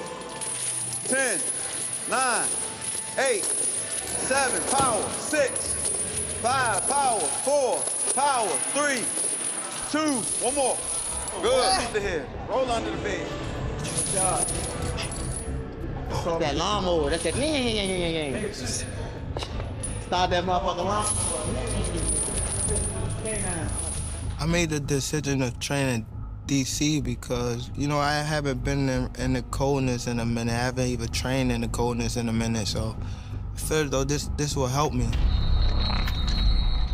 I'm from Baltimore. He's not from DC. That's what I learned. I thought he was from DC too. DC my second home. I've been coming up here since I was 9 years old, even younger. So I'm not really trying to get in his personal business. Probably just showing him that, you know, I could do anything, especially in your backyard.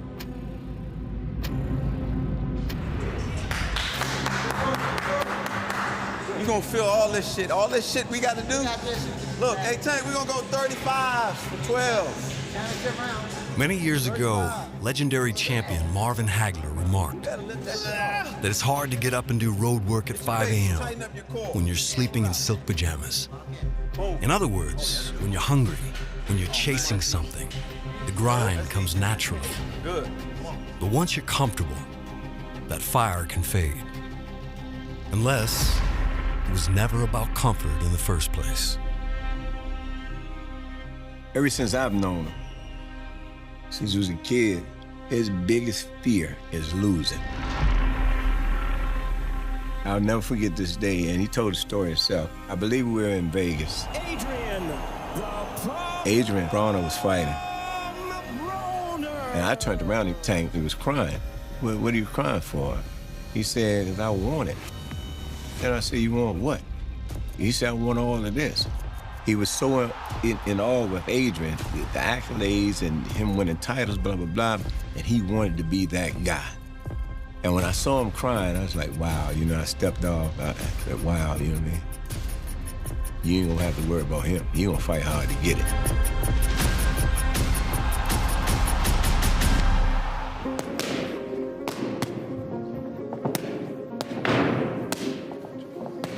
If I get him where I need him to be, he's gonna sleep for sure. Soften him up, then fry him. I'm the one that got them acting different. They didn't get it because they have to admit it. I'm attracted when it's when I see them, I'm asking if they really know what I am. I'm the one that say it's bad for business. They just know that my attack is vicious and they have this gifted. That's why I'm asking them, do you know who I am? Hopefully, he come prepared mentally and physically. I mean, when it was my time to shine, I definitely was, you know, I had to shine. It was like, put up or go home. It's over! That's it! Davis! He got great power. Big shots for Roach! I feel like he's a sharp fighter all around the board. You know, somebody that you can't sleep on. Lamont Roach! Lamont Roach has never been a cheap date for nobody. The real true boxing fans, the real ones that know that this is no easy fight. He's very skilled, and I'm gonna go on the line and say this may be the most skillful person that Tank has faced thus far. I just don't want to look bad come fight night. My biggest fear has been embarrassed, especially in front of like all these people, like worldwide. Then you be like, come this mean for deck, like, you know? Like, I ain't got time for that. I'm not trying to go out get my butt kicked. Like, bad, like, I can't do it. I don't want to be embarrassed, bro. It's just my pride. Some people be made for it, some people don't. It's not gonna win. You better be ready.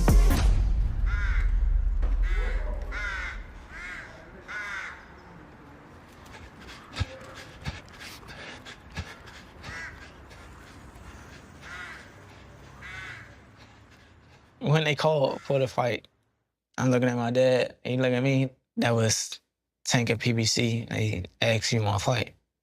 Hell yeah. Yes. Yes, I do. That's what we in this for.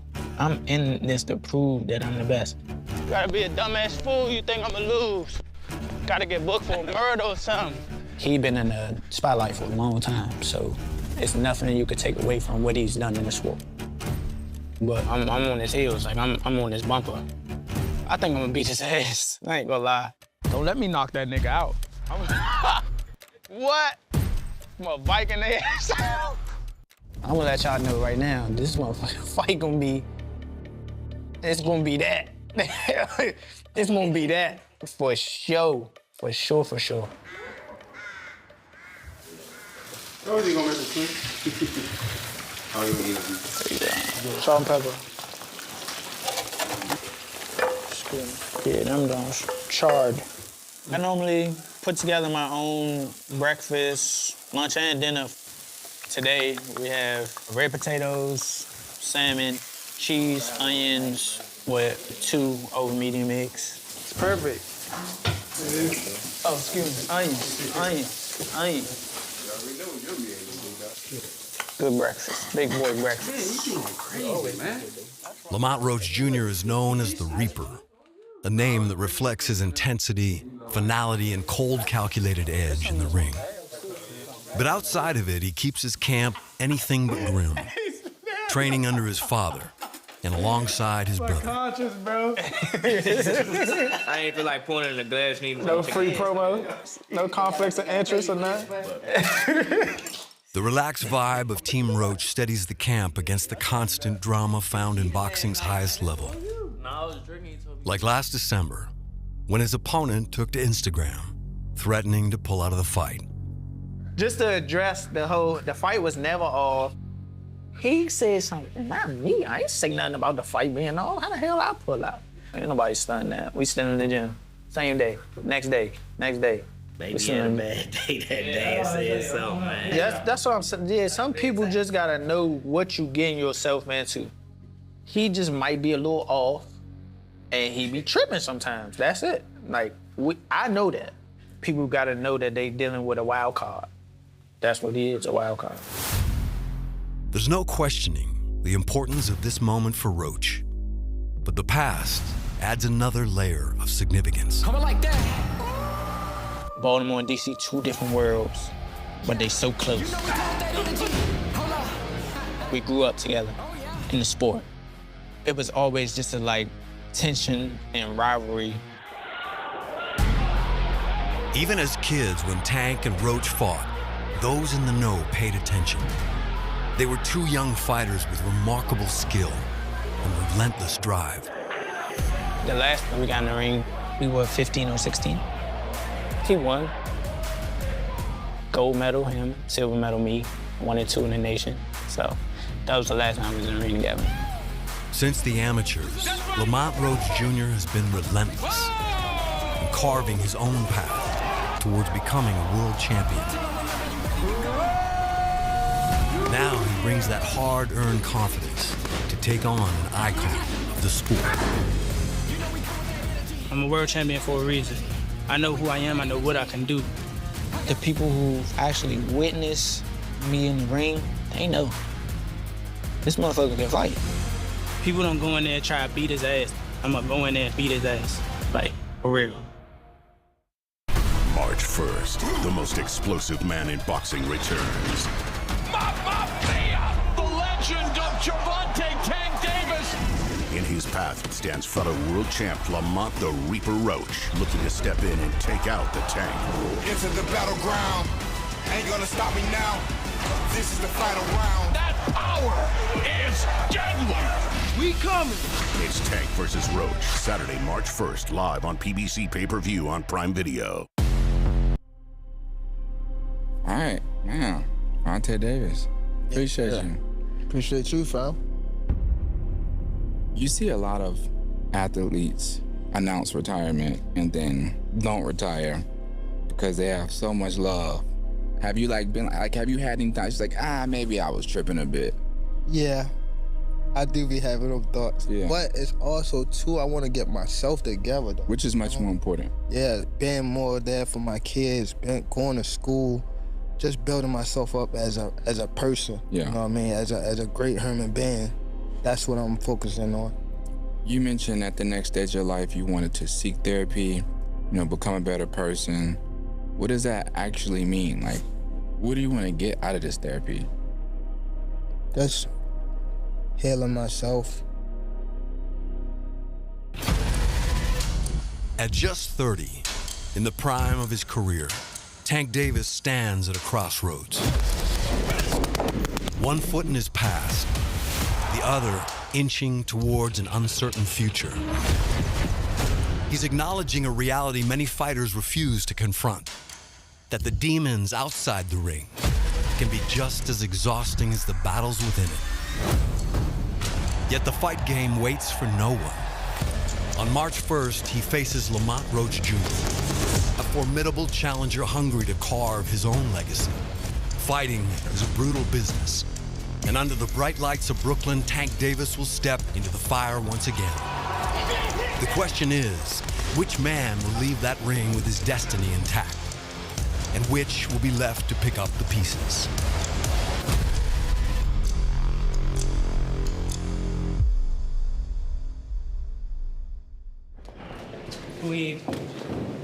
Thank you so much.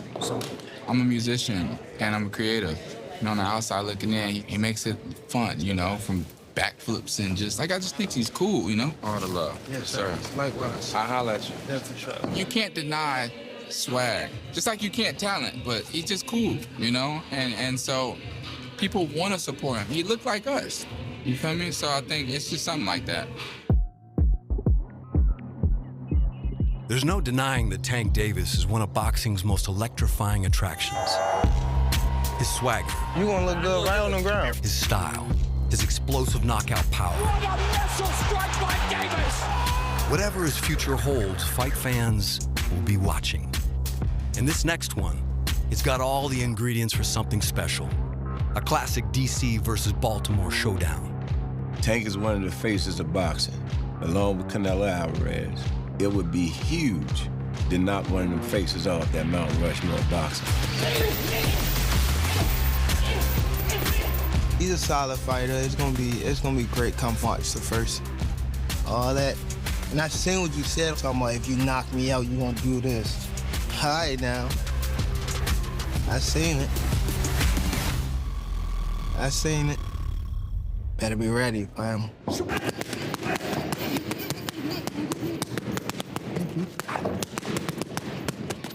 I don't want to lose. I hate losing. I know Tank hate losing. Lamont damn sure don't want to lose, so it's gonna make for a good fight, man.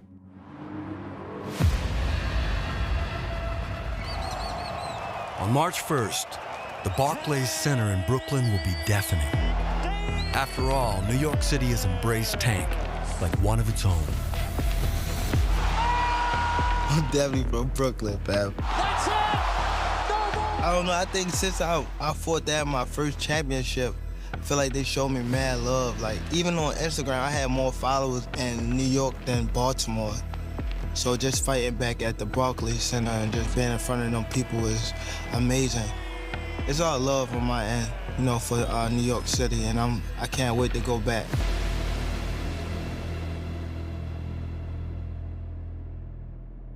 He got like a little mean streak.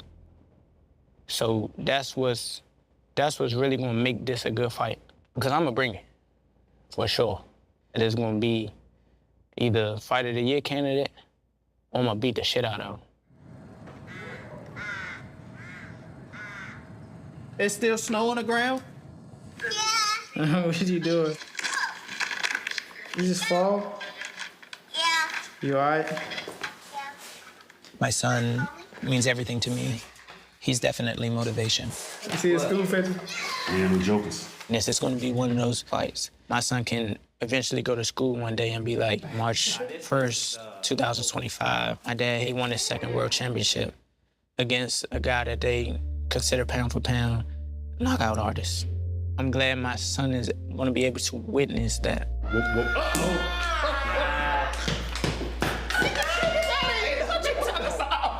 Oh, you and they talking about the fight. How you gonna whoop that ass? Yeah, there we go. There we go. We on the same page, you know that. Oh, okay. Because these motherfuckers got us all the way fucked. Yeah. Tell him again. Tell him again. So, the PBC came up here.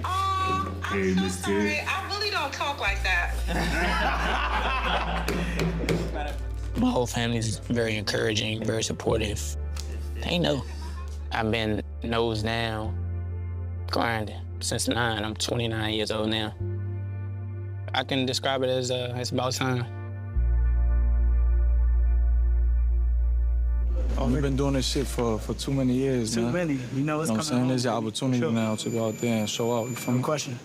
Block out all the noise, fuck all the people, you know what I'm saying? Everybody's gonna be screaming, going crazy, probably gonna get booed. Yeah, it is what it is, you know what I'm saying? So it is. you're gonna tunnel vision, you know what I'm saying? Tunnel vision, just think about him and go out there and do your business, you feel me? Hell yeah, I know. With experience comes perspective, and Lamont Roach Jr. has plenty of both. In a sport obsessed with the O, he sees things differently, knowing he wouldn't be the fighter he is today if it wasn't for absorbing the one thing this risk-adverse era dreads most. Tonight, he is making his first attempt at a world title. He is undefeated in his campaign to the ring. My first world title fight, we knew what we were getting into. Let's have a good fight. Coming in on the B side, he was young, just turning 24. Oh, big shot from Lamont Roach. Hurts Jamel Herring with just 5 seconds left here in the 11th round, and he holds on for dear life. Just didn't let what I had out early enough. The decision will be in the judges' hands. And still, the WBO Junior Lightweight Champion of the world, Jamel Herring. He was the better man that night. And honestly, that one fucked me up. I was depressed. It's my first loss. And it was tough going back to that locker room because his first words when he got back there was, "Sorry I let you down." I was like, "You ain't let me down." You know what I'm saying? We failed as a team, and it ain't gonna define us or stop our journey. You know what I'm saying? We will get back here, and next time we will win it. After I got up off my ass and was like, all right, this ain't where you supposed to be. Let's go show them. Let's go show them where you supposed to be at. I got my tool bag and I went to work. It wasn't a loss, it was a lesson. It was a big lesson that we learned and took from it. It made him a much better fighter. It took 4 years of work, but Lamont Roach Jr. earned a second chance at the title. This time against Hector Luis Garcia, fresh off his impressive performance against Tank. With Hector, I'm, again, the underdog, and a lot of people talking shit. So I was just like, all right, I'm just gonna show y'all. There's a right and wobble, Garcia. Big time problems for the champion. I said, I got this shit.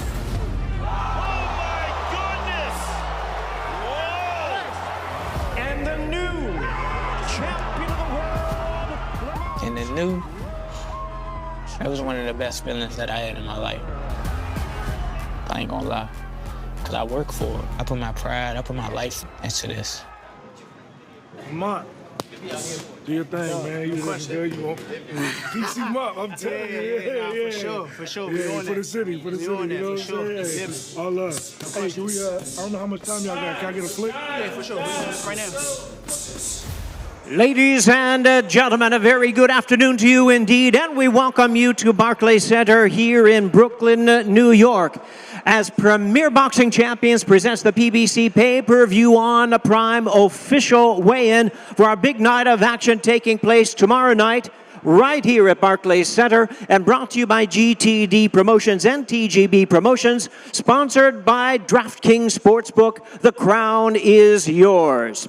Well, ladies and gentlemen, we begin with our opening pay-per-view attraction, the interim super welterweight world title, brought to you in association with Warriors Boxing and Box Lab. Let's bring our fighters to the stage at this time. First, hailing from Philadelphia, Pennsylvania, please welcome the former unified super welterweight champion of the world, Julian J. Rock Williams. And his opponent is fighting out of Stanford, Texas, originally from Cuba. He is the undefeated world rank contender. Please welcome to the stage the undefeated Yoenis Tellez.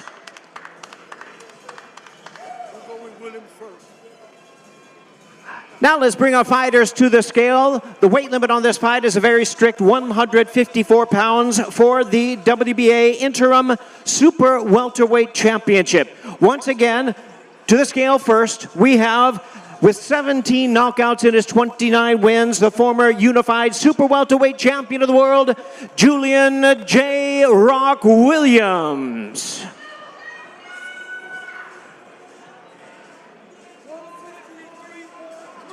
.153.2, 153.2 for Julian J. Rock Williams. And now to the scale. With a record of 9 wins and no losses, he has 7 wins coming by way of knockout. Please welcome to the scale the undefeated rising super welterweight contender, Yoenis Tellez.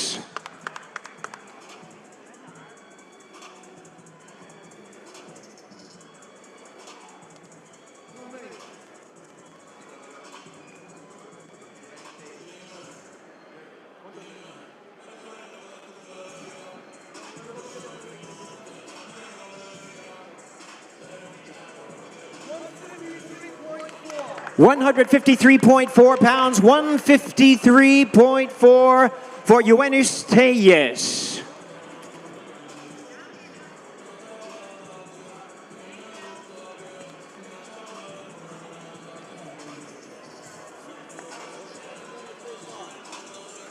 And in just a moment, we're going to have our fighters square off for this opening pay-per-view attraction, reminding you, Premier Boxing Champions presents the PBC pay-per-view on Prime. Starts at 8 p.m. Eastern Time. That's 5 p.m. Pacific.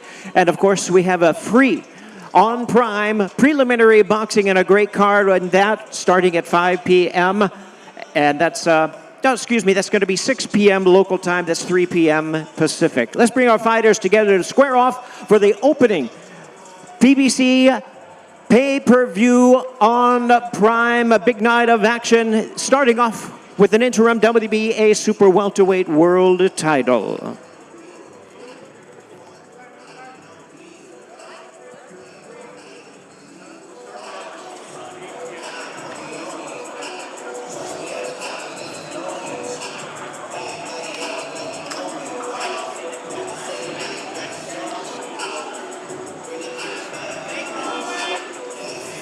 Look out, guys. Look out. Look out. Turn the other way.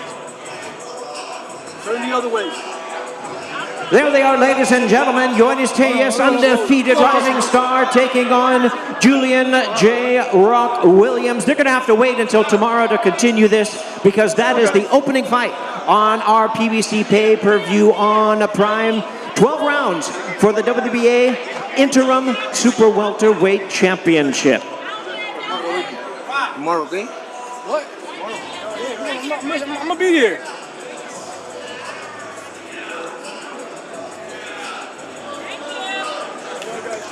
And now let's hear from our fighters a little bit more. My pleasure to introduce multi-talented boxing commentator, colleague Miguel Flores. Miguel, take it away. Let's hear first from Julian J. Rock Williams. Thank you.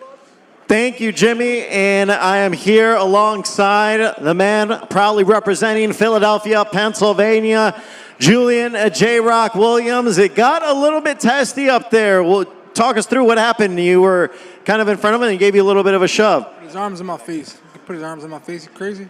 Might not make it to the fight due to some shit like that. Now, tomorrow, you have an opportunity to be a world champion. Again, at this point in your career, what would that mean to you and your career to be a world champion again? I mean, everything. That's why I'm here. It's the only reason why I'm here. I ain't here for no money. I ain't here for nothing else. I'm here to be a champion. All right, ladies and gentlemen, give it up for Julian J. Rock Williams. And now we'll go over to his opponent, Yoenis Tellez, as he comes in, the undefeated fighter. As we look forward to tomorrow's action, you gave J. Rock a little bit of a shove. He said you put your arm in your face. He said, oh, you don't play those games. Were you trying to send a little bit of a message to him doing that? ¿Qué pasó con el empujón de recién? ¿Estás tratando de mandar como un mensajito? Sí, sí, como que lo vi un poquito salidito del plato y tuve que ponerlo en stop. Well, you know, he was in a way crawling the plate, so you know when someone crawls the plate, you gotta make sure that he respects you. Now, tomorrow you have an incredible opportunity to be a world champion. in your 10th professional fight. What type of statement are you looking to make tomorrow to not only J-Rock but the rest of the division? Va a ser tu 10ª pelea como profesional, pero a la misma vez también es una gran oportunidad por el título. ¿Qué tipo de mensaje le estás intentando mandar al boxeo, a Williams y a todos de que Yoenis Telles, qué va a hacer mañana? Mañana, con el favor de Dios, hay una sola mentalidad que es salir victorioso y voy a tratar de reventarlo desde que empiece hasta que se acabe. Y mandarle un mensaje a las 154 libras con la oportunidad que se me dio de que hay un cubano con tremendas ganas y con tremenda hambre de comerse el mundo. You can bet that I'm going to try to break him from the very beginning of the fight until the very end. I'm not going to stop tomorrow night. And the message for the division is the following. A Cuban fighter is here, hungry for glory and ready to take over. All right, ladies and gentlemen, give it up one more time for Yoenis Telles. Back to you, Jimmy.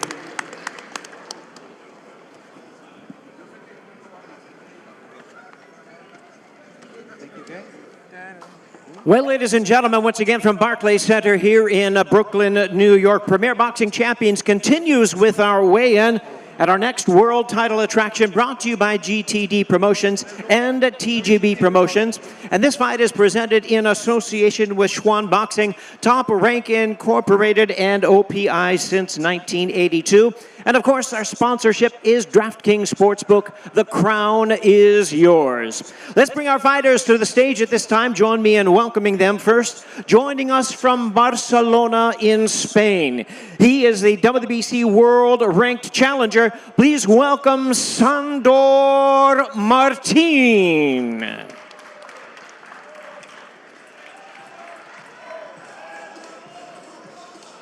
And now we invite the defending world champion to the stage at this time, hailing from San Juan de la Maguana in the Dominican Republic. Here is the defending WBC super lightweight champion of the world, Alberto La Vispa Puello.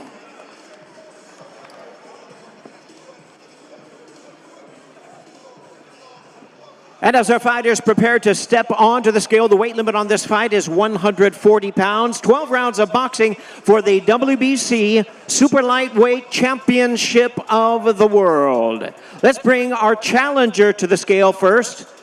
Once again from Barcelona, Spain, his record 42 wins, 3 losses with 15 wins coming by way of knockout. He's the European Super Lightweight Champion and a Southpaw World Rank Contender. Once again, welcome to the scale, Sandor Martin.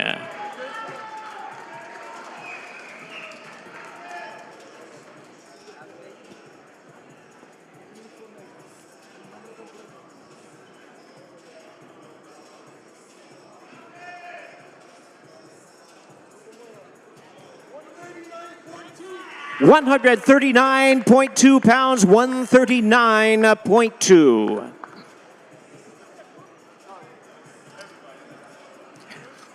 And now we invite his opponent to the scale. He is the defending champion with a record of 23-0, 10 knockouts, the undefeated WBC Super Lightweight Champion of the World, Alberto La Vispa Puello.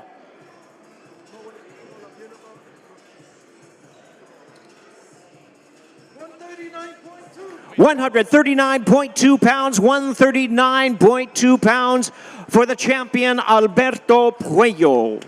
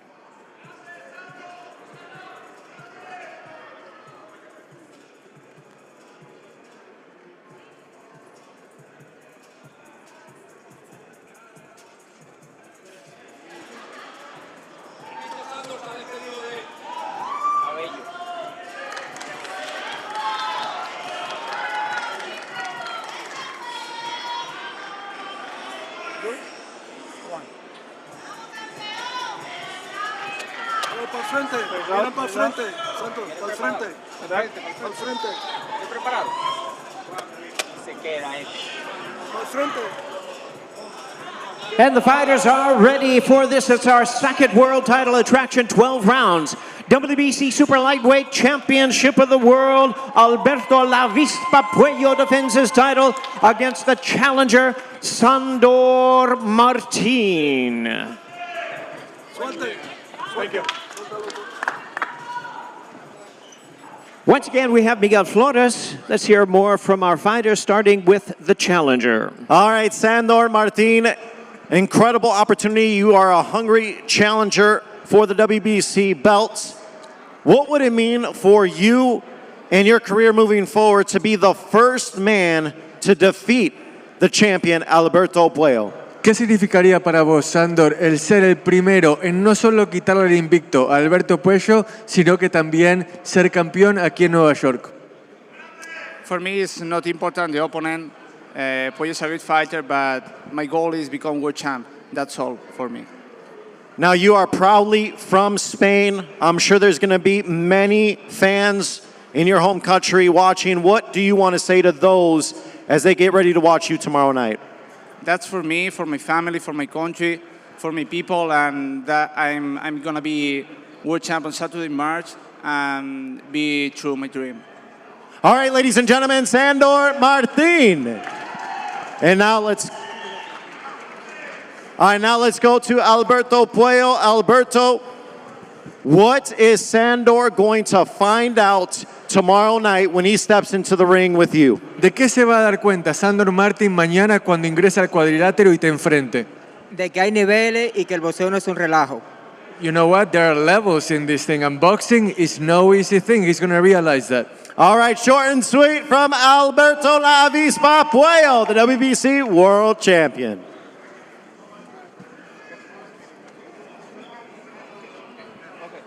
Well, ladies and gentlemen, Premier Boxing Champions now presents our next world title attraction. It is the co-main event of the evening, brought to you by GTD Promotions and TGB Promotions, sponsored by DraftKings Sportsbook. The crown is yours. Let's welcome the fighters as they come to the stage at this time. First, representing the preeminent boxing family from Capitol Heights, Maryland. Please welcome the world-ranked hard-hitting super lightweight contender, Gary Antoine Russell.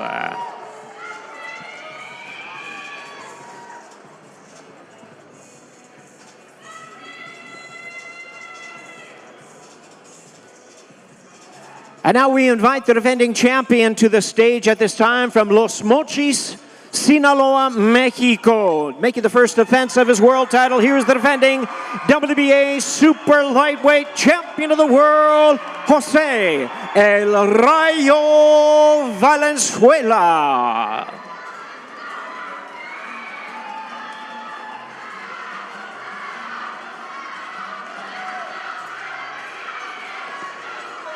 Let's get our fighters onto the scale. The weight limit on this fight is 140 pounds, a strict 140 pounds. This is for the WBA Super Lightweight Championship of the World. First, the challenger with a record of 17-1 with all 17 wins coming by way of knockout. The hard-hitting WBA world-ranked challenger, Gary Antoine Russell.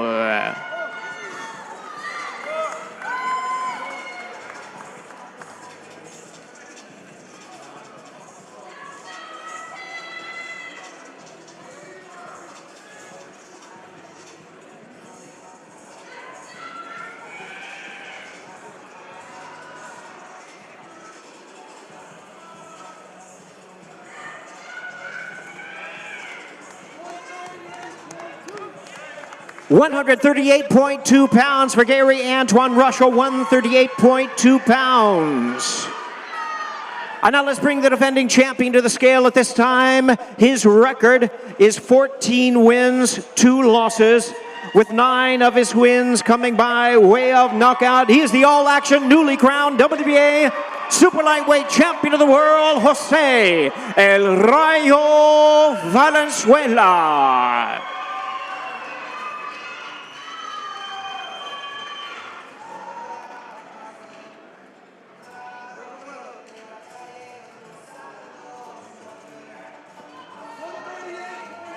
138.8 pounds, 138.8 for the champion, Jose El Rayo Valenzuela.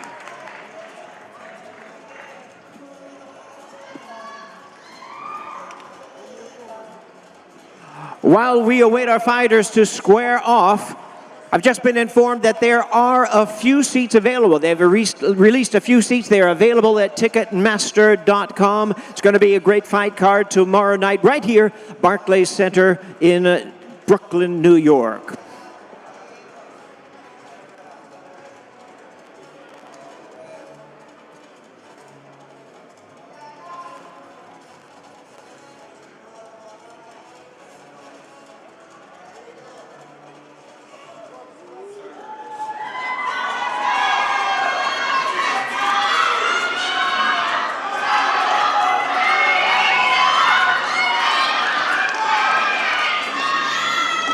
Be pros, be pros.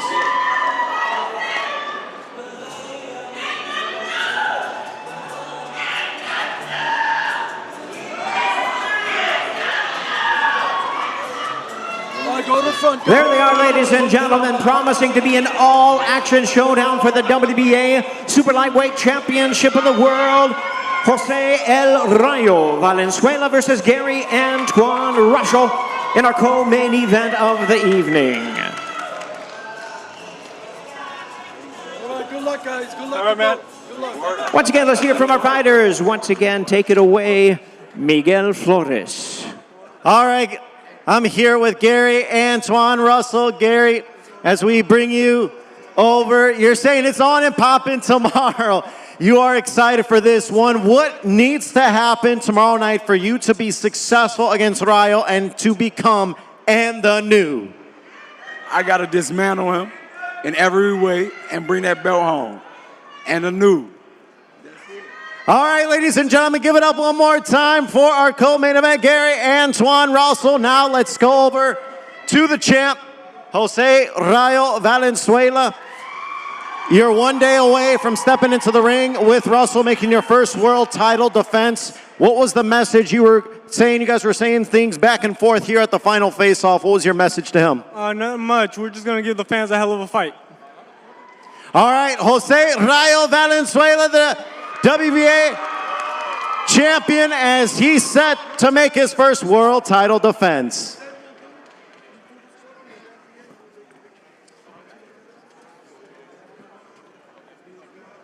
And now, ladies and gentlemen, Premier Boxing Champions presents the official weigh-in for the featured attraction of the evening, brought to you by GTD Promotions and TGB Promotions in association with Pro Box Promotions, sponsored by DraftKings Sportsbook. The crown is yours. Let's welcome our fighters to the stage at this time. First, the challenger from Washington, D.C. He's a champion in his own right, but he'll be moving up in weight and challenging for this title. Please welcome the current WBA Super Featherweight Champion of the World, the Reaper, Lamont Roach.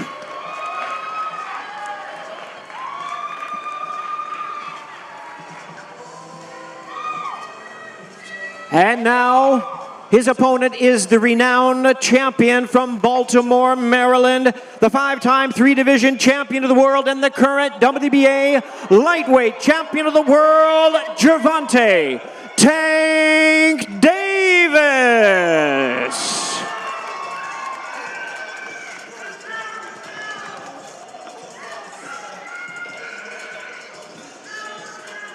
And as our fighters are preparing to step onto the scale, bringing to your attention 12 rounds of boxing, WBA Lightweight Championship of the World. Weight limit on this fight is a very strict 135 pounds even.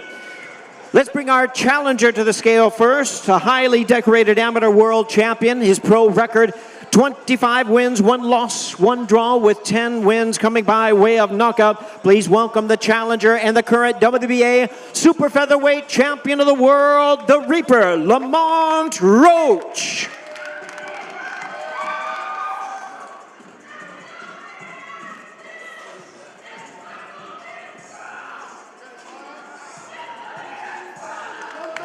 Lamont Roach weighs in right at the lightweight limit of 135 pounds. 135 pounds for Lamont Roach. And now we bring the champion to the scale. 30 wins, no losses, 28 knockouts. The superstar of boxing, the undefeated, reigning and defending WBA lightweight champion of the world, Gervonta Tank Davis. 133.8 pounds for Gervonta Davis, 133.8 for the champion.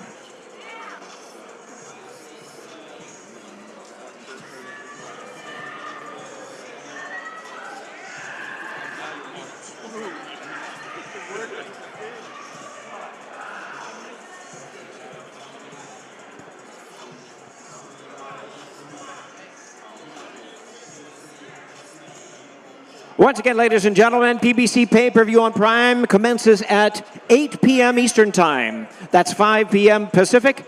But our free prelims start on Prime at 6 p.m. local time. That's 3 p.m. in the West. Once again, PBC pay-per-view on Prime, and this is our main event of the evening. Starts at 8 p.m. local time, 8 p.m. Eastern, and 5 p.m. Pacific.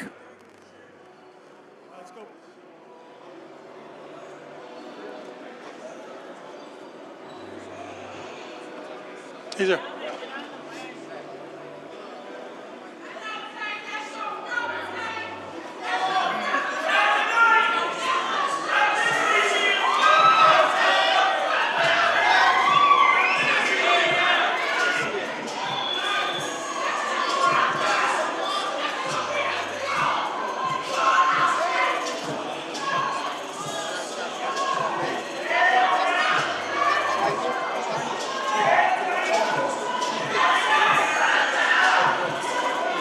There they are, ladies and gentlemen, the stare down and a few words exchanged.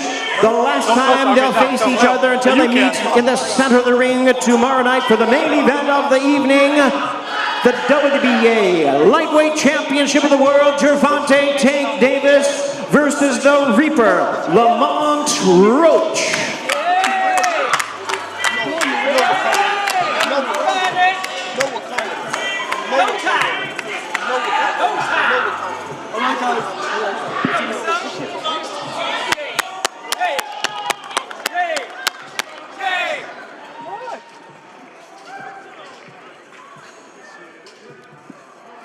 All right, ladies and gentlemen, I'm going to bring up Lamont Roach, the 130-pound WBA world champion. Lamont, as you come forward, a tremendous, huge, massive event tomorrow here at Barclays Center.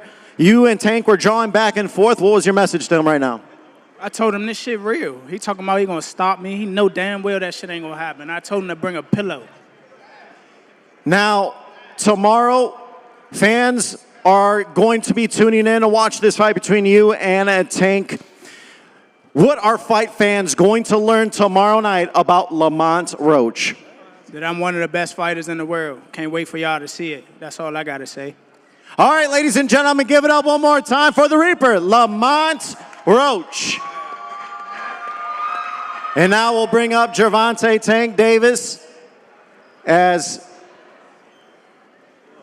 it.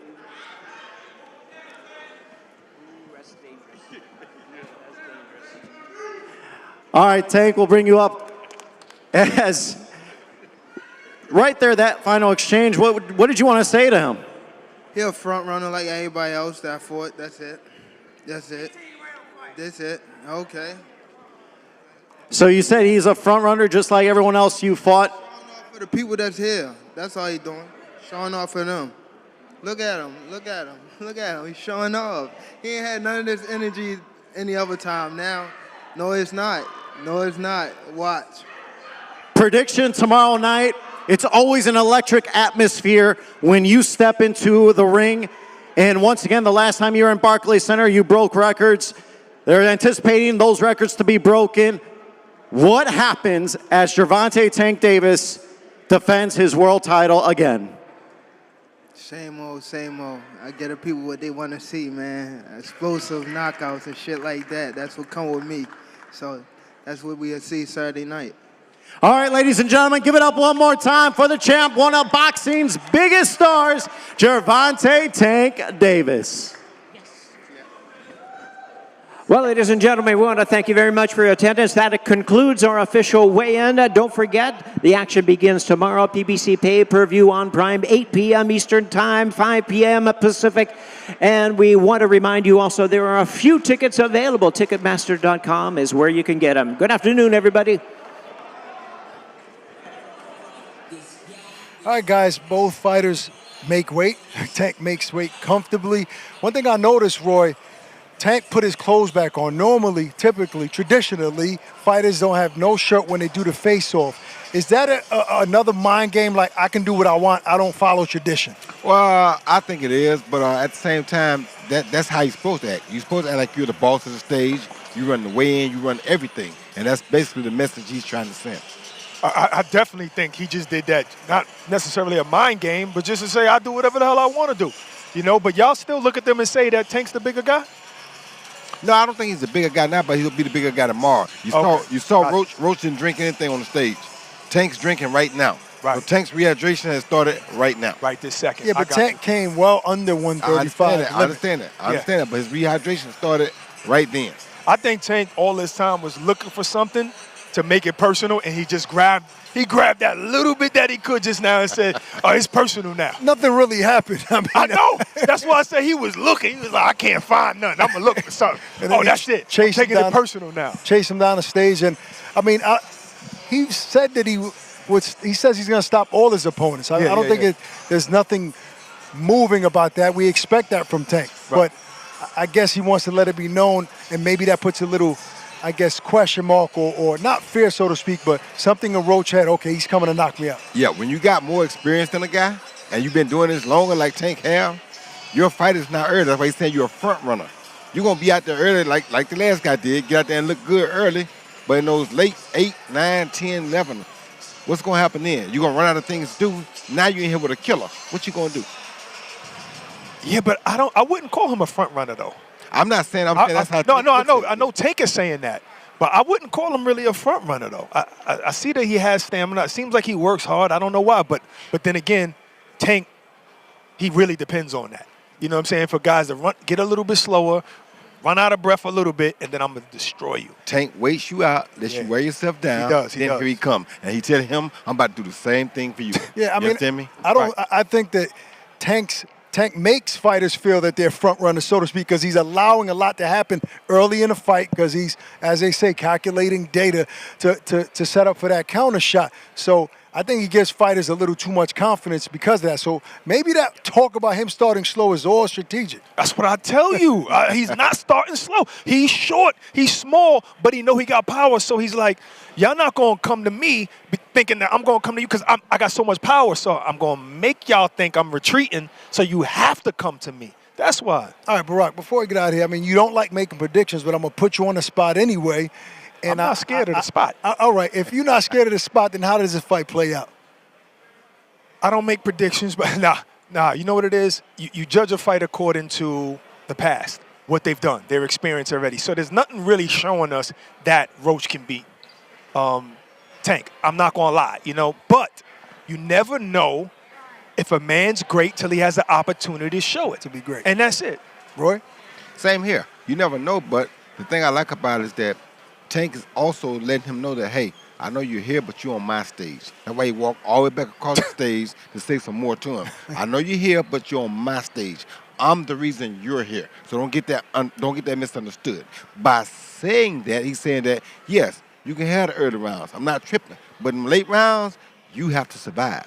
Yeah, I don't agree with Barack often, but I have to say it's hard to go against Gervonta Davis at this level and with what we've seen from Roach. I mean, anything can happen on any given Saturday. If you don't agree with me often, that means you be wrong a lot. But I'm going to go with Tank for this fight, but I'm looking forward to it. I think it's going to be a very interesting showdown, and I know none of you want to miss it, so make sure Prime Video, PBC pay-per-view, and if there are any tickets left, Ticketmaster.com, you can go get it, scan the QR code, order the fight. You ain't going to want to miss this one. Peace and love. Stay safe. See you tomorrow. March first, the most explosive man in boxing returns. Mamma mia! The legend of Gervonta Tank Davis! In his path stands fellow world champ Lamont the Reaper Roach, looking to step in and take out the Tank. Into the battleground. Ain't gonna stop me now. This is the final round. That power is deadly! We coming! It's Tank versus Roach, Saturday live on PBC Pay-Per-View on Prime Video.